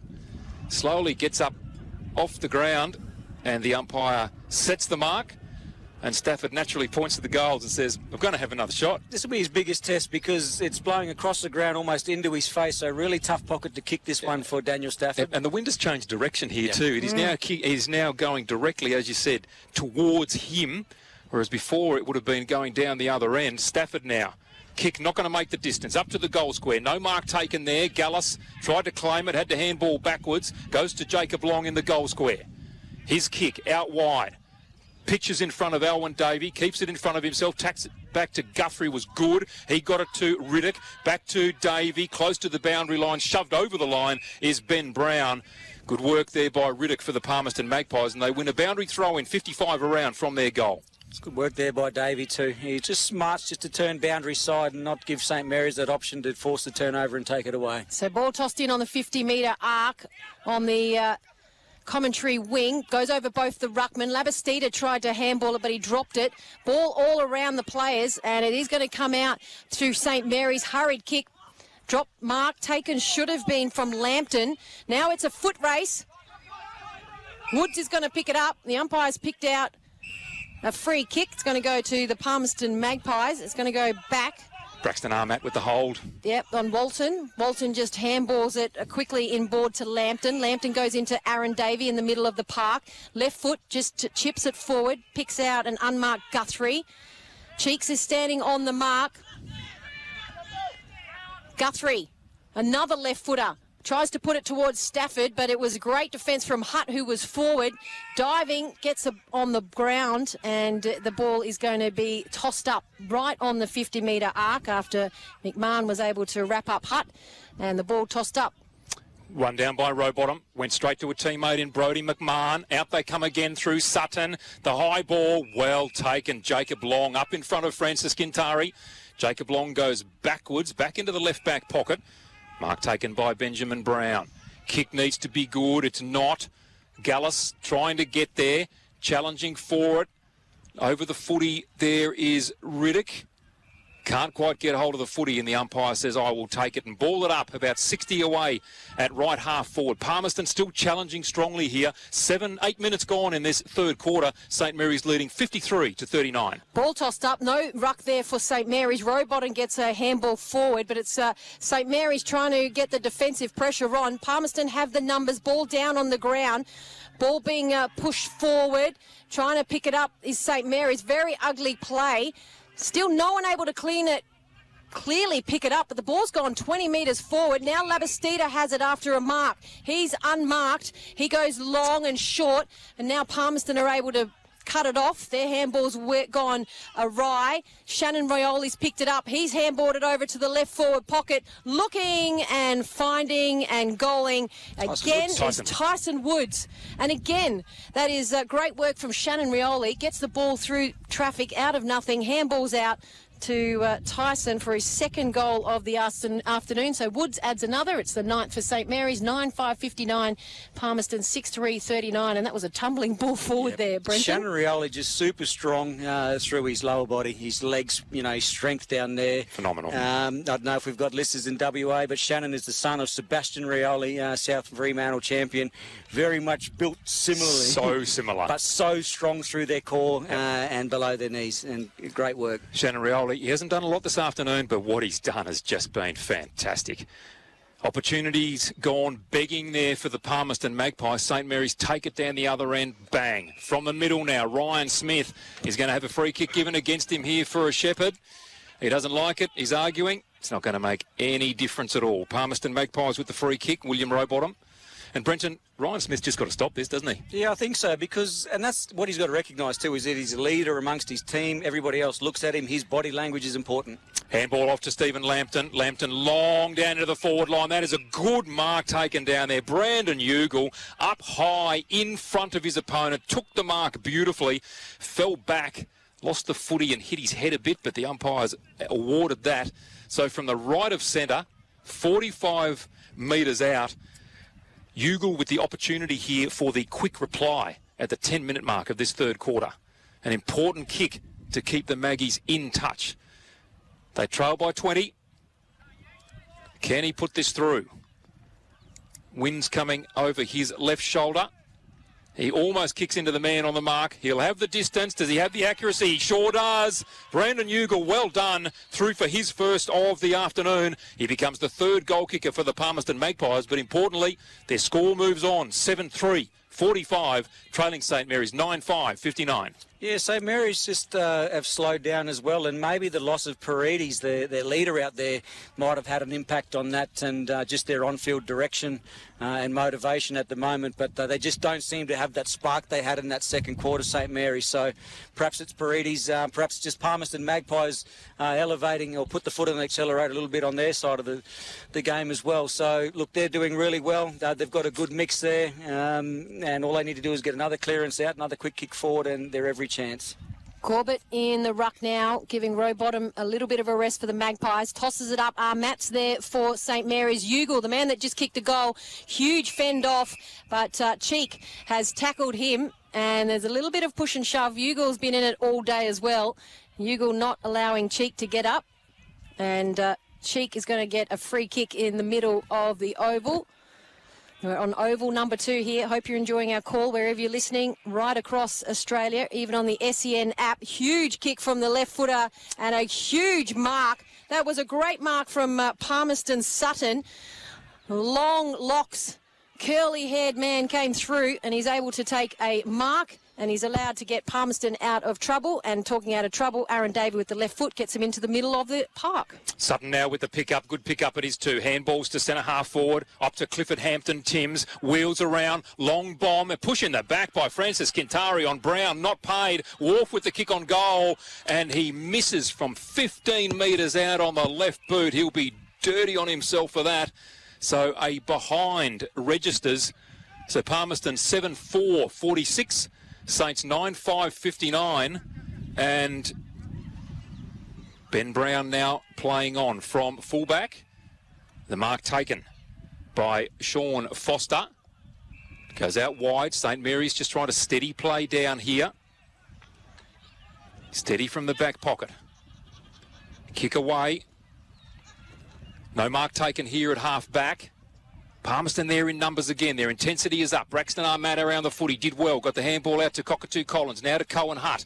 Out towards the middle of the ground. Courageous mark taken. Yes, it is. Good mark there too by Geordie McMurtry. He has an opportunity to clear the ball for St. Mary's.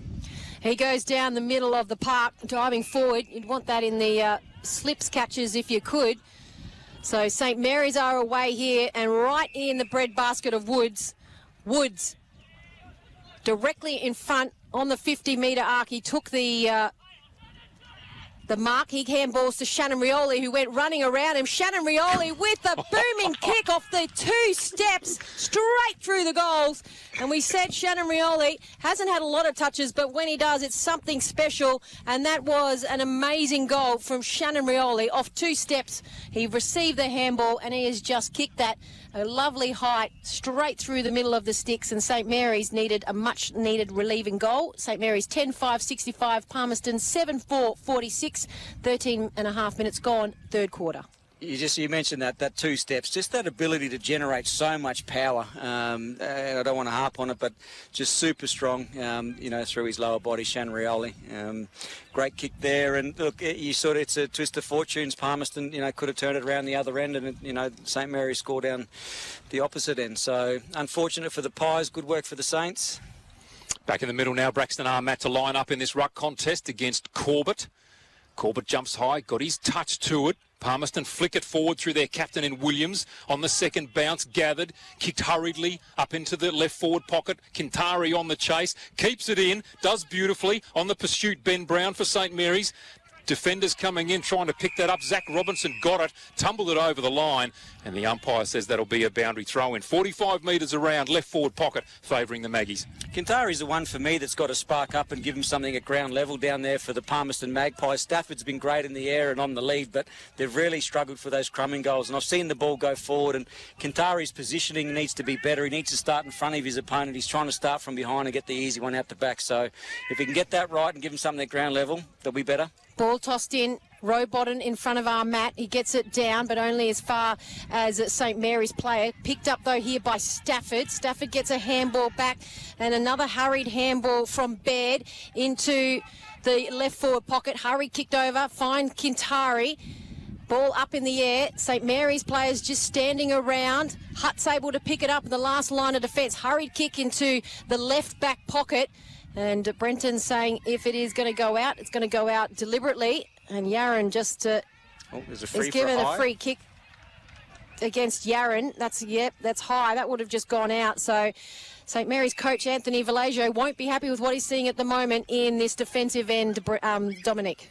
Alwyn Davey with the ball in hand. He received that kick from Ryan Wharf. Goes further back into the middle of the ground, finds Corbett. He just keeps running in a terribly untidy kick off the right boot. Braxton Armat gathers, goes to Labastida by hand. He finds Tyson. That's the player there in Stan Tyson. His disposal is poor, goes back in to tidy up again. He's wrapped up in a tackle, needs to get rid of it here. He's going to be pinged. He's been nailed after being tackled immediately. Held onto the footy, nailed it left half forward. Now Anand goes to Guthrie by hand. Guthrie straight inside attacking 50. Up high, Stafford couldn't take the grab off the hands of Robinson. Got the handball away. Cohen Hutt gathers. Taken in a tackle. Handball straight over the boundary line. The umpire says dropping the ball. Yep. Probably not the right decision, but it was a deliberate in any event. Eddie Betts was there in the pocket telling him that it was, Dominic, so don't worry about that. It has to be right then. So in the forward pocket, Sutton, terrific tackle laid. Cohen Hutt, poor fellow, he's under all sorts of pressure here this afternoon. Sutton goes backwards. That's an intelligent kick. His captain, Chris Williams, winds up from 55, bangs long and through on the right for a behind. So Palmerston, 7-5-47. St. Mary's 10-5-65, 17 gone in this third quarter. Talking long kicks it in, goes to Foster straight down the middle of the park. There's a lot of unchecked players from both sides here. He gets a booming kick down. It's on the outer wing. Now it's going to be picked up by Alwyn Davey from Palmerston. He just flicks it up in the air. Cheek tries to pick it up. Number of players around the ball. Again, Handball goes to no one in particular. It's now St. Mary's who hand it over to Palmerston. Little chip in from Riddick. Riddick finds Rowbottom. He kept running. Riddick gives it into the top of the square, and a beautiful unmarked player, and that is going to be Kintari, who's going to line up directly in front of goal, right at the top of the square, and that was great vision and play by Palmerston. Kintari turns around and he's kicked it to the right. You're not going to believe it. He did not even look to see. He was 10 metres out. Kintari has just missed everything. Just rushed it. He rushed it so badly, didn't he? Joshua Heath, the coach for Palmerston, pulling his hair out after that one. Target from Ben Brown out towards Wilkinson. Doing really well was Hampton Timms. Got the ball away. Now receives it by hand again from Kintari. Handballs to no one. Chris Williams is there, however, picks up. Can't find the teammate. St. Mary's having similar trouble. Handball to no one. Zach Robinson comes through strongly. So too then does McMurtry. Handball out wide to Brown. Steps one way, then the other. Loses the footy in the corridor. In the tackle. Gallus picks up. He's tackled. And the umpire says, I will have it. The last one just had to be a free kick for dropping the footy. Should have been a free kick there for the Palmerston Magpies. But St. Mary's, their defensive effort, I was just looking, 14 players back inside their defensive 50. Oh, Smith is going to give away a free kick. He came in for the ruck and he had his leg raised and he's hit Rowbottom, yes, above the hip. And if you see Rowbottom, he's the tallest man out there. That is a fair effort. He's karate kicked Rowbottom and not even got close to the ball. So Smith is not having a good day by his standards or his team standards. He's given away a free kick. Rowbottom, the opposing ruckman. He's got to handball it off to Aaron Davey with the left foot. Aaron Davey has come all the way down from defence and he doesn't have the distance and it falls just short. He had the accuracy, but on the last line of defence, Gallus collects it for St. Mary's and hurriedly kicks it off to Hutt in the left back pocket. Hutt gathers. His kick is poor. Sets up Brown. He's being attacked now by Wharf. Wraps him up in a tackle. Holds him to the ground. And the umpire says, I will have it. Just outside of attacking 50 for the Palmerston Magpies. Right forward pocket. They are really pressing here, are the black and whites. 20 minutes gone in this third quarter. Ryan Smith with the ruck contest. Couldn't really get a handle to it. Ben Brown in there again. Klusky over the footy, gets a hand out. Goes to Brown. Wheels around in the tackle. High up and under. Sitting underneath it was Wharf. Couldn't take the mark. And Robinson, in fact, Robinson's been paid the mark. Pushing away was Wharf. The umpire sorts it out. Now calls Robinson to play on. Kicks long. Down centre wing, belted away there by Jackson Cole for the Palmerston Magpies towards the boundary line, and Nick Yarrant sees it over for a boundary throw-in. Tough, hard play here. Third quarter up for grabs. St. Mary's in front, 65-48. 65-48 they lead. 17 points is the margin. Smith is there for St. Mary's, going to go up against Corbett. He was in front. Smith taps it down. Hurried kick out of the pack. Trying to pick it up, but he wasn't able to gather it. Now it's going to be a little chip kick forward by McMurtry. McMurtry kicks it to the outer wing, but it's going to be Flanagan for Palmerston that gets them going forward. Great mark on the chest there for Baird. They're still on the outer wing. Baird tries to come inboard. He finds Corbett, gets a little handball to Aaron Davey, who just chips it over cleverly to Wharf, who was running in the middle of the park. Wharf gets a little chip over to Alwyn Davey. Alwyn Davey goes long over the head of Stafford, who was running out to centre half forward. Ball down on the ground. No one can pick it up cleanly. Hutt, he does well defensively, down on all fours. They're now at the top of the square. Players down on their hands, trying to pick it up. Palmerston pick it up, and it's going to go to the top of the square, and an unmarked Sutton just boots it through after the St. Mary's defence unable to clear the ball. It got free. Sutton was unmarked in the goal square, and he only had a metre to boot it through. And don't they celebrate that goal? So they need that, but they still trail. It's St. Mary's 65, leaving Palmerston 54. 21 minutes gone in the third quarter. Scrappy footy, but that's what I was looking for. Just that ability to win the ball, at ground level. They've kicked their goals from mark lead, forward entries, but that's what I was after. Just some of their midfielders pushing forward, some of their scrummers just to get to the fall of the feet, win the ball at ground level. And if Palmerston can add that to their game and get a few more extra goal kickers on the board, they're going to give themselves a greater chance of winning today. 22 and a half minutes gone in this third quarter. Saints leading 65-54 in the ruck contest. Ugle wins, pushes it forward. Wilkinson comes charging out from centre half back, takes the footy, kicks a high up and under up towards half forward. On the pursuit there is Ryan Wharf. So too there's Zach Robinson for St Mary's. He's taken in a tackle after taking the footy, and the umpire says that he will take it at left half forward. And the siren sounds with St Mary's in the lead here at three-quarter time. 10-5-65 to Palmerston 8-6-54. The major goal kicker remains for the game as Daniel Stafford. He's kicked 5, 2 in the first and 3 in the second. For St Mary's, 2 players with 2 goals apiece. Nicholas Yarran, 1 in the first and 1 in the second. Tyson Woods, 1 in the second and 1 in the third. This is NTFL Footy on SEN. We'll be back after this break. You're listening to SEN's coverage of the NTFL.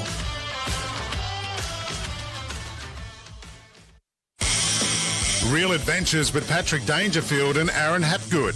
Everything fishing, boating and outdoors. But the snapper that you landed during the week, quite extraordinary. One of those days, the snapper were literally feeding off their heads. Every bait we put in the water was pretty much coming up with a snapper, and these fish were up to 7 kilo. Well, and we also managed to score a nice 5 kilo gummy too. Patrick Dangerfield and Aaron Hapgood. Subscribe and listen today wherever you get your podcasts.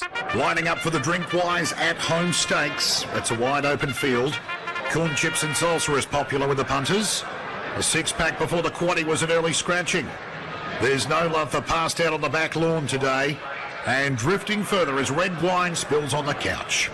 But the market mover and clear favourite is Have a Water Between Drinks. The fans are embracing this horse from the Drinkwise stable.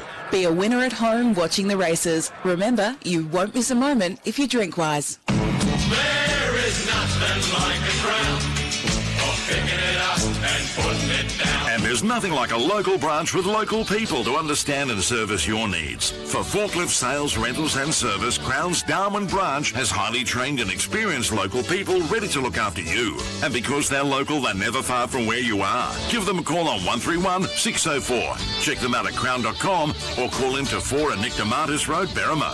Crown Forklifts Darwin. Locals helping locals. It's never been more important to buy Australian than right now. Our local manufacturers and growers produce world-class products known for their quality, safety and reliability, all while generating local jobs, supporting our communities and helping Australian families now and into the future. So look for the trusted green and gold kangaroo logo. Buy Australian now. Visit australianmade.com.au. Join Caroline Wilson and Corey Perkin for their weekly podcast, Don't Shoot the Messenger, filled with their insights into the latest news and a little sport, good local tips and plenty of recommendations on what they're reading, watching and whipping up in the kitchen. So what did everybody book? I'm really keen to know. There was a bit of dog groomer, a lot of personal grooming, as you can imagine. Quite a lot of, funny gags about the waxer. Husbands who desperately need haircuts because they look like teddy bears. We've been spending a lot of time together, me and my husband. It's been quite extraordinary and amazingly successful. It was once reported the Queen consumes 4 alcoholic drinks a day, including allegedly a glass of champagne before bed. Can you believe that she has 4 drinks a day? She's doing better than I am in lockdown.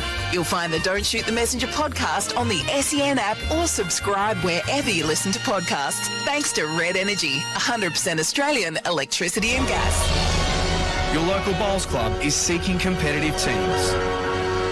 You'll need your natural, whose sporting prowess is unmatched. Your technician to roll you in and out of the tightest spots. Your thinker to lead your game plan. Your enforcer to strike when needed. And Steve, he can get the drinks. Local legends wanted. Search Bowls Club near me to join a team or start one. Sport brings inspiration. This is a famous victory, a magnificent performance. Heartbreak. It's a draw, and we're back again next week. And jubilation. That winning feeling was returns to Australian cricket. Across every town and city, sport is the glue of our local community. And SEN is there with you. Listen anywhere, anytime on the SEN app. The latest news articles, podcasts, live sport and more. Download the SEN app today. You're listening to SEN's coverage of the NTFL. You're listening to SEN's coverage of the NTFL. Underway here in the last quarter at TIO Stadium, number 2, St Mary's 16, in fact 11 points in front. And the ball in the hands of Matt Wilkinson in the back pocket. He finds Braxton Armat, that right half back. Both teams out early and into it for this last quarter. Braxton Armat up towards centre wing on the lead. Isaiah Baldock being closely checked there by Guthrie, and he punches the ball out of bounds, does Guthrie. Wins his team a boundary throw in. Spot on left half forward there for the Palmerston Magpies. They are pressing in this game, the Palmerston Magpies. Armat wins the ruck contest. Guthrie wins the possession. Tumbles a punt inside 50. Stafford up high. Takes the mark again in his left forward pocket. And he kicks quickly. Cut off beautifully there by Jacob Long. Did well, read the play as the ball was speared in towards the goal square. He comes streaming out from fullback, takes a bounce. Long kick up towards centre wing. Kobe Annan punches the ball away, only as far as Cockatoo Collins. He handballs it up to Tyson Woods, gathers possession, sits it on the head of Henry Labastida. Rudock comes in, punches it away. Gathering it was Robinson. Handball to Labastida. Handball back to Klusky. Cruises through the middle of the ground. Beautiful kick from Klusky. And he's found Stan Tyson 10 metres out directly in front of goal. That was scintillating play, Brenton. Yeah, risky kick to come back in board. I don't know if Henry Labastida is the one you want to sit it on his head for, especially against a player like Riddock there. 4.5 feet tall. Yep, but great entry forward. Just composure by Klusky.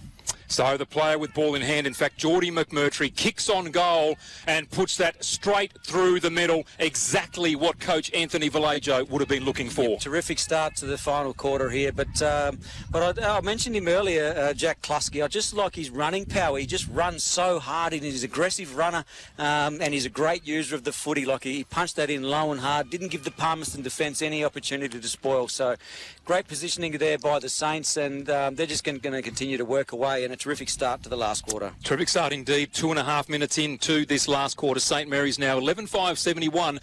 Palmerston Magpies 8-6-54. Dominic McCormack, Brenton Toy and Shannon Byrne with you here this afternoon on SEN. Matt is in the middle for St Mary's. He's going to go up against Corbett in the very bright fluoro orange boots. Umpire just making sure no one's running behind him. He tosses it up. Both go up high. Corbett got it on the bounce. Wasn't able to get it effectively out of the middle. But McMahon was. He gets a handball out to the side. Corbett kept running from the tap. He's over out on the outer wing, trying to get rid of his opponent. He gets a handball forward up there attacking outer wing side. Ball down on the ground. Corbett picks it up again. Coming through is Williams, the captain for Palmerston. Kicks up towards Stafford. He's checked much better. Hutt's playing just in front of him. There's a big height difference, but Hutt got a hand in front of him. Rowbottom kicked it off the ground for Palmerston. Hutt has been busy in the back line for St Mary's. He's able to help his team. It's a hurried kick out. It goes over the head of Wharf. Dropped by Cockatoo Collins when it should have been an easy mark. Cockatoo Collins just pads it forward on the commentary wing.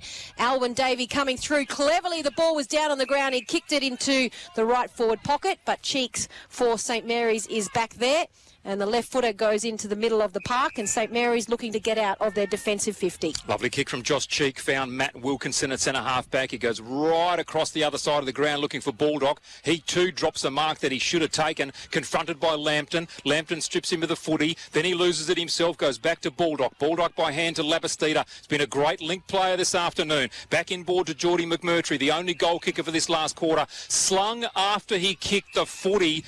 Just poor discipline there by Jackson Cole for Palmerston, and a free kick down the field. So at centre half forward, Shannon Rioli, now the man with ball in hand, hasn't had a lot of possessions, but typical Rioli game. They don't need many possessions to have an impact. He's looking for the lead from Tyson Woods. Spears a pass in, goes to, again, the goal kicker in McMurtry. Couldn't handle initially. Gets the ball back to Rioli. And then Rioli, beautiful kick, finds Robinson. He is shoved in the back by Aaron Davey. In fact, Aaron Davey. And that is a free kick which will take Robinson to the goal square. I think so. I think he's having a chat about the 50 there.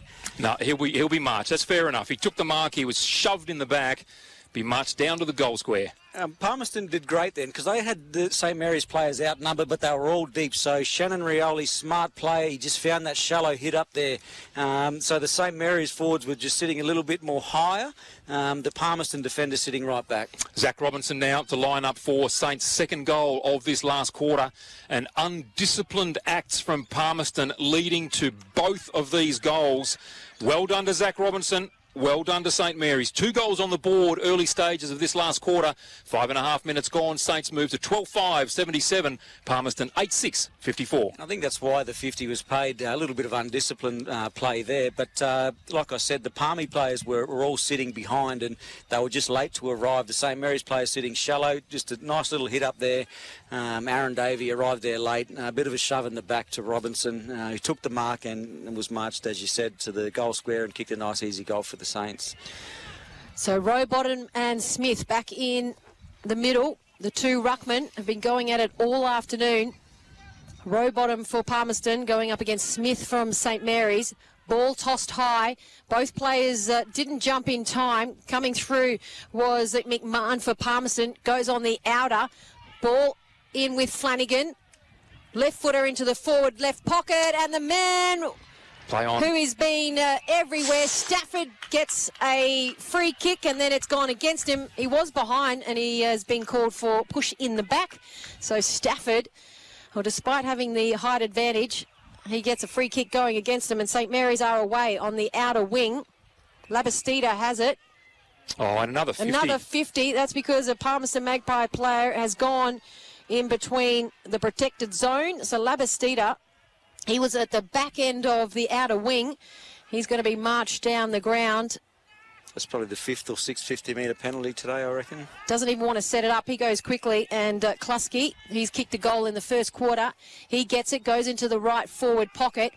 Now the St Mary's have all the time and all the players coming up to the top of the square, and it's fisted away by Palmerston's Anand. Probably should have taken the mark, and Aaron Davey though gets some relieving kick out on the outer wing, and Palmerston now looking to settle things. Max Sutton with ball in hand, outside defensive 50 on the far wing. Kicks long. No mark taken close to the boundary, and they see it over. Nice little punch away there by Jack Gallagher for St Mary's. 7.5 gone. St Mary's with the lead now, 23 points. They led by 5 at quarter time, 16 at half time, 11 at three-quarter time, and now 23. Ruck contest, no one went up against. Sutton comes through beautifully. Big torp up into attacking 50. Stafford flies high, can't take the mark. Cohen Hutt gathers. Handballs backwards, beautiful sweeping handball it is too, back to Jacob Long. Runs his full measure, kicks long out towards Ryan Smith. The big loping ruckman couldn't take the footy. Ryan Wharf, the smaller player, gathers, steps around, tries to spot up Francis Kintari, but playing in front was the St Mary's defender in Jacob Long. And again, Francis Kintari, lucky not to give away a 50 because he knocked the ball straight out of his opponent's hands. Kick was easy to Sean Foster. No contest at all from Ryan Wharf. Foster, little chip, finds Robinson. Takes the mark nicely. Centre wing. Now called to play on. Kicks up towards half forward. That's a poor kick. Alwyn Davey just picks that one off easily as Tyson Woods just couldn't mark that footy going straight over his head. Ball into the hands of Ryan Wharf. Flicks it right across centre wing.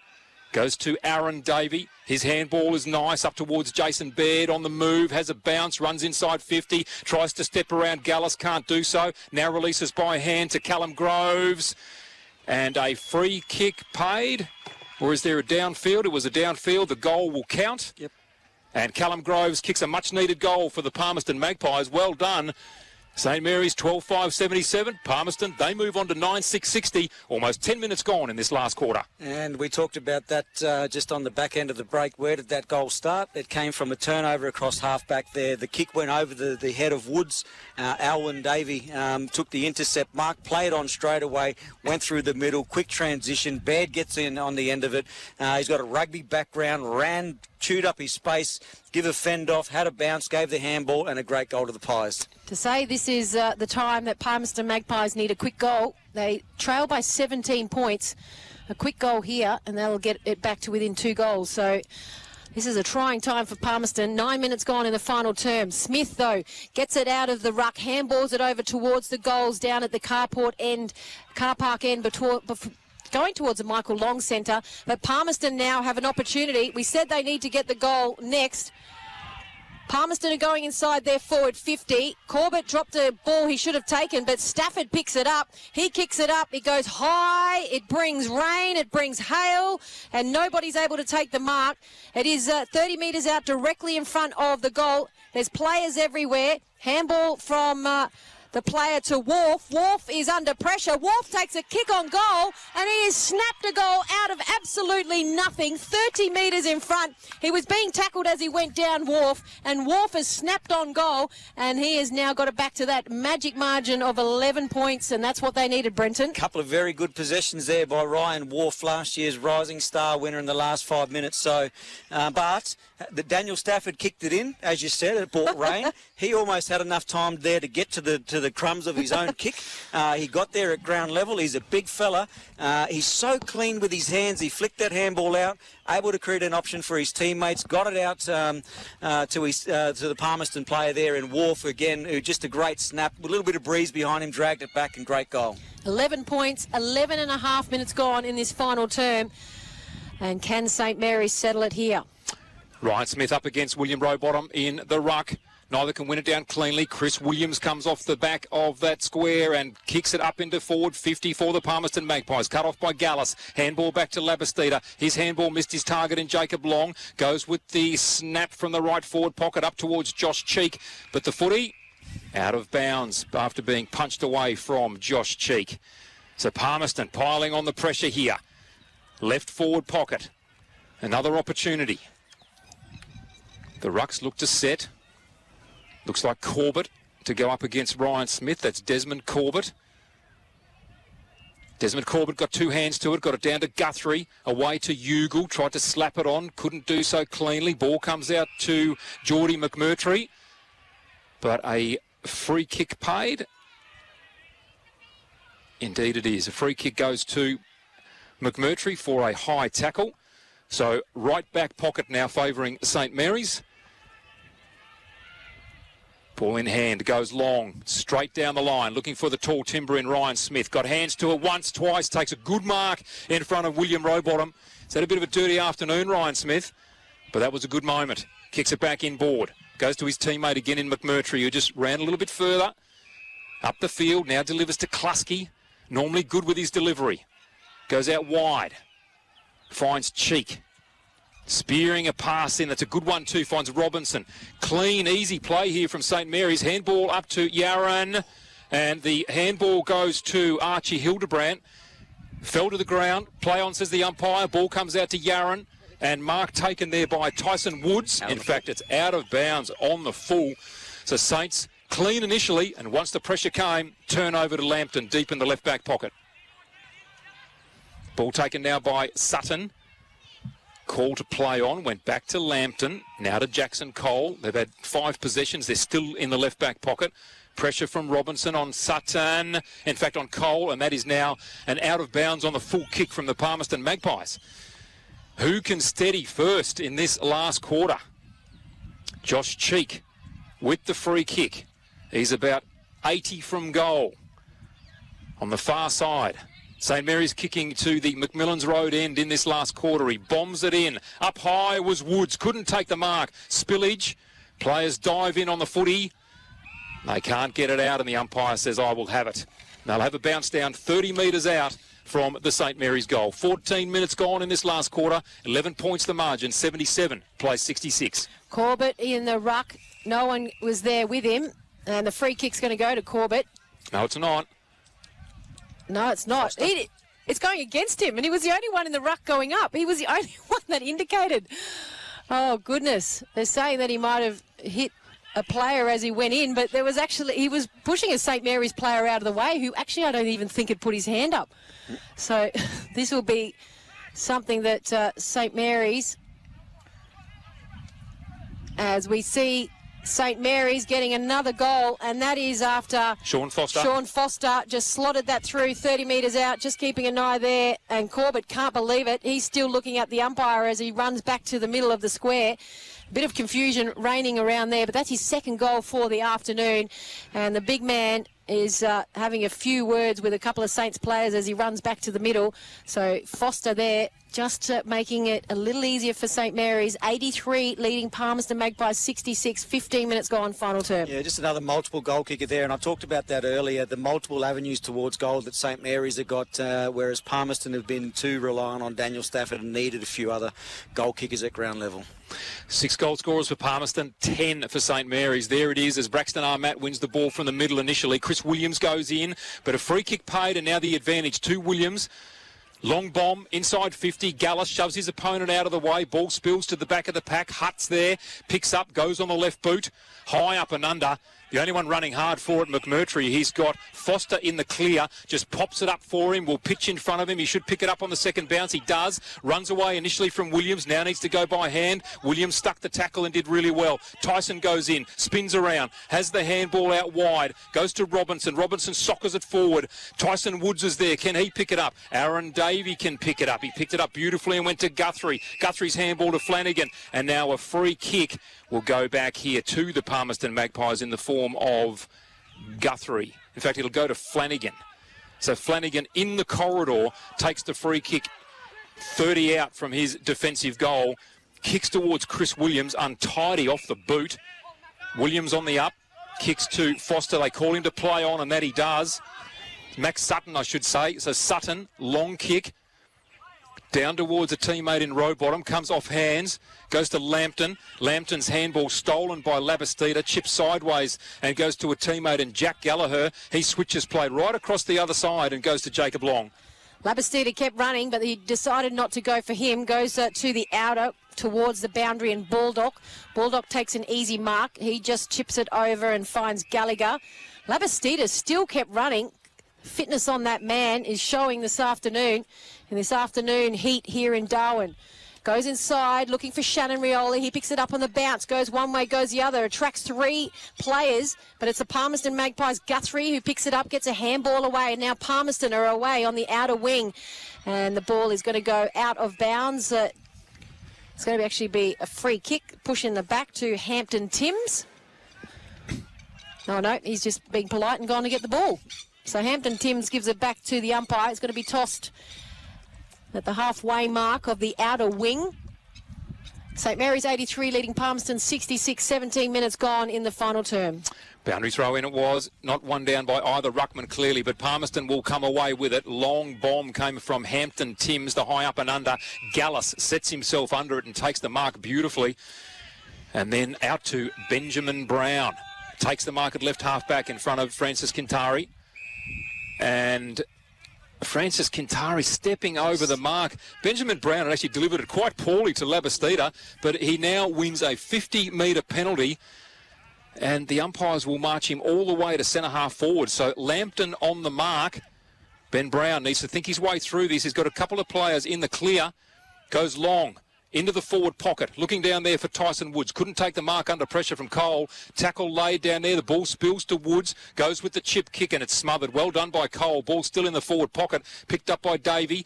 And that's Aaron. And his little chip finds Alwyn Davey. Still in deep inside defensive 50. Call to play on.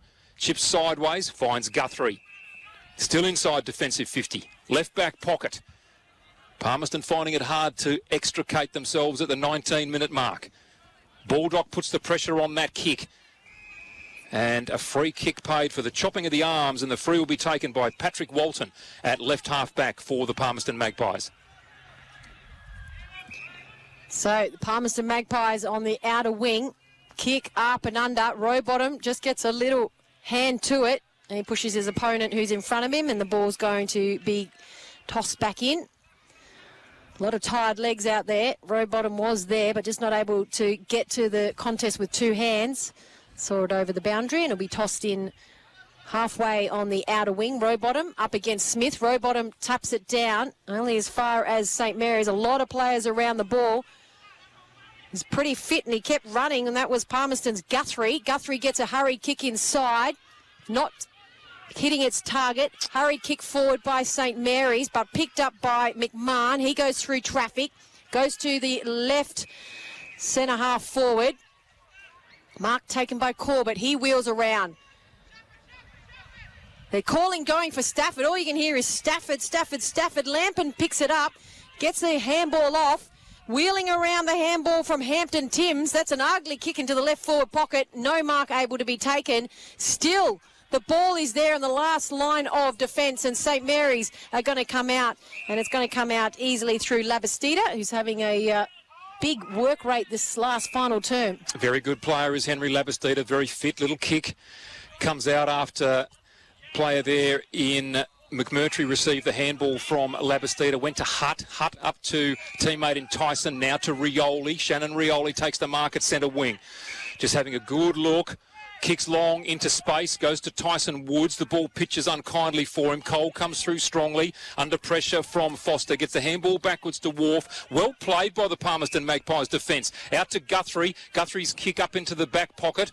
That's the left back pocket where Aaron Davey waiting for the footy. Players clearly getting tired here. He has a bounce. He lopes along, drops the ball into the middle of the ground, and Alwyn Davey just runs away from Shannon Rioli. He kicks nicely, does Alwyn Davey, up to Max Sutton. Sutton drives it inside 50. Target Francis Kintari. Didn't run hard at the footy.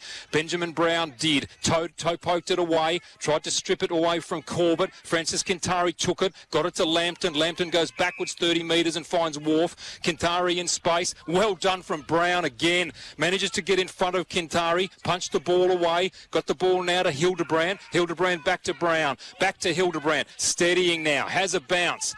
Handball inboard to Braxton Armat. Long ball on the boot. Tyson Woods by himself. 30 metres in the clear. Goes on a run. Has a bounce. Runs to 30. Handballs over the top. Goes to Klusky. Runs into the goal square. Drills it through at the 22-minute mark. And that should be the game. St Mary's 14-5, 89. Palmerston 10-6, 66. That's it. I think the Carpenters pulled out the nails and the hammer, Dom, and started to whack that one into the coffin there. I don't know how Tyson Woods gets that amount of space as a small forward on his own. No one near him. He was composed. He ran in. He could have taken the shot on goal, took the bounce, gave the handball over. But for me, just the one thing that I picked up on, Palmerston, they half did it then when they come back out, but St Mary's have dominated in this area of the game, and that's been that switch out of their back half. They've come in one way and they've taken it out so easy out the other. Palmerston, they had to chip their way through and find their way up the ground, whereas Saints have just come in and numbers overlap, and they've got that quick transition forward. So that switch has really killed Palmerston today, and they haven't been able to execute much of it themselves. Smith up against Rowbottom. Trying to run through for St Mary's was Hildebrand. Rowbottom dispossessed him. Now the ball is going to be given a free kick to St Mary's. And St Mary's now a quick kick out to the commentary wing. Foster has it. He goes forward, talking about that space. Nick Yarran had all the space in the world, but the ball actually bounced through his leg. Wharf picks it up for Palmerston. Yarran's able to get some pressure on him. Rowbottom dropped a mark he should have taken. He comes back out to the outer wing to Wharf. Wharf just chips it cleverly over to Ugle. Ugle could have found Wharf, who kept running, but he decides to go longer down towards their forward 50. Wharf has it. He's just standing there. He goes for a 1-2. Wharf now with the left foot goes into the right forward pocket, and he missed the mark of Kintari. Kintari's frustrated, wanted it over, and Labastida picks it up for St Mary's, and now they're going to get out of trouble. Good play, Geordie McMurtry. He's been one of their key link players this afternoon. So too, Henry Labastida, the man who retired 2 or 3 seasons ago. He's probably retired 3 times now, I think. Do they call him John Farnham? He is amazing. Ball back in the hands of Ben Brown. Chips forward and goes to Ryan Smith. Steady possession footy here now by the green and gold. Directing him was Hildebrand. Gets him to go to Jacob Long. Standing on the mark is Max Sutton. So Jacob Long Goes all the way back to fullback, which is dangerous. On the charge there was Jason Baird. Ben Brown takes the mark. Goes to Smith. Hildebrandt by himself. Kicks and kicks well to find him. But well done, Sutton, because he didn't find him. Sutton threw himself at the footy, punched it over the boundary line to win his team a boundary throw-in on the siren. Full time here at TIO Stadium Oval number 2. St Mary's Football Club, they win against the Palmerston Magpies 14-5-89. Palmerston 10-6-66. It's a 23-point win to the green and gold. We'll take a break and come back to you with a full wrap of this game. You're listening to SEN's coverage of the NTFL. There is nothing like a crown for picking it up and putting it down. And there's nothing like a local branch with local people to understand and service your needs. For forklift sales, rentals and service, Crown's Darwin branch has highly trained and experienced local people ready to look after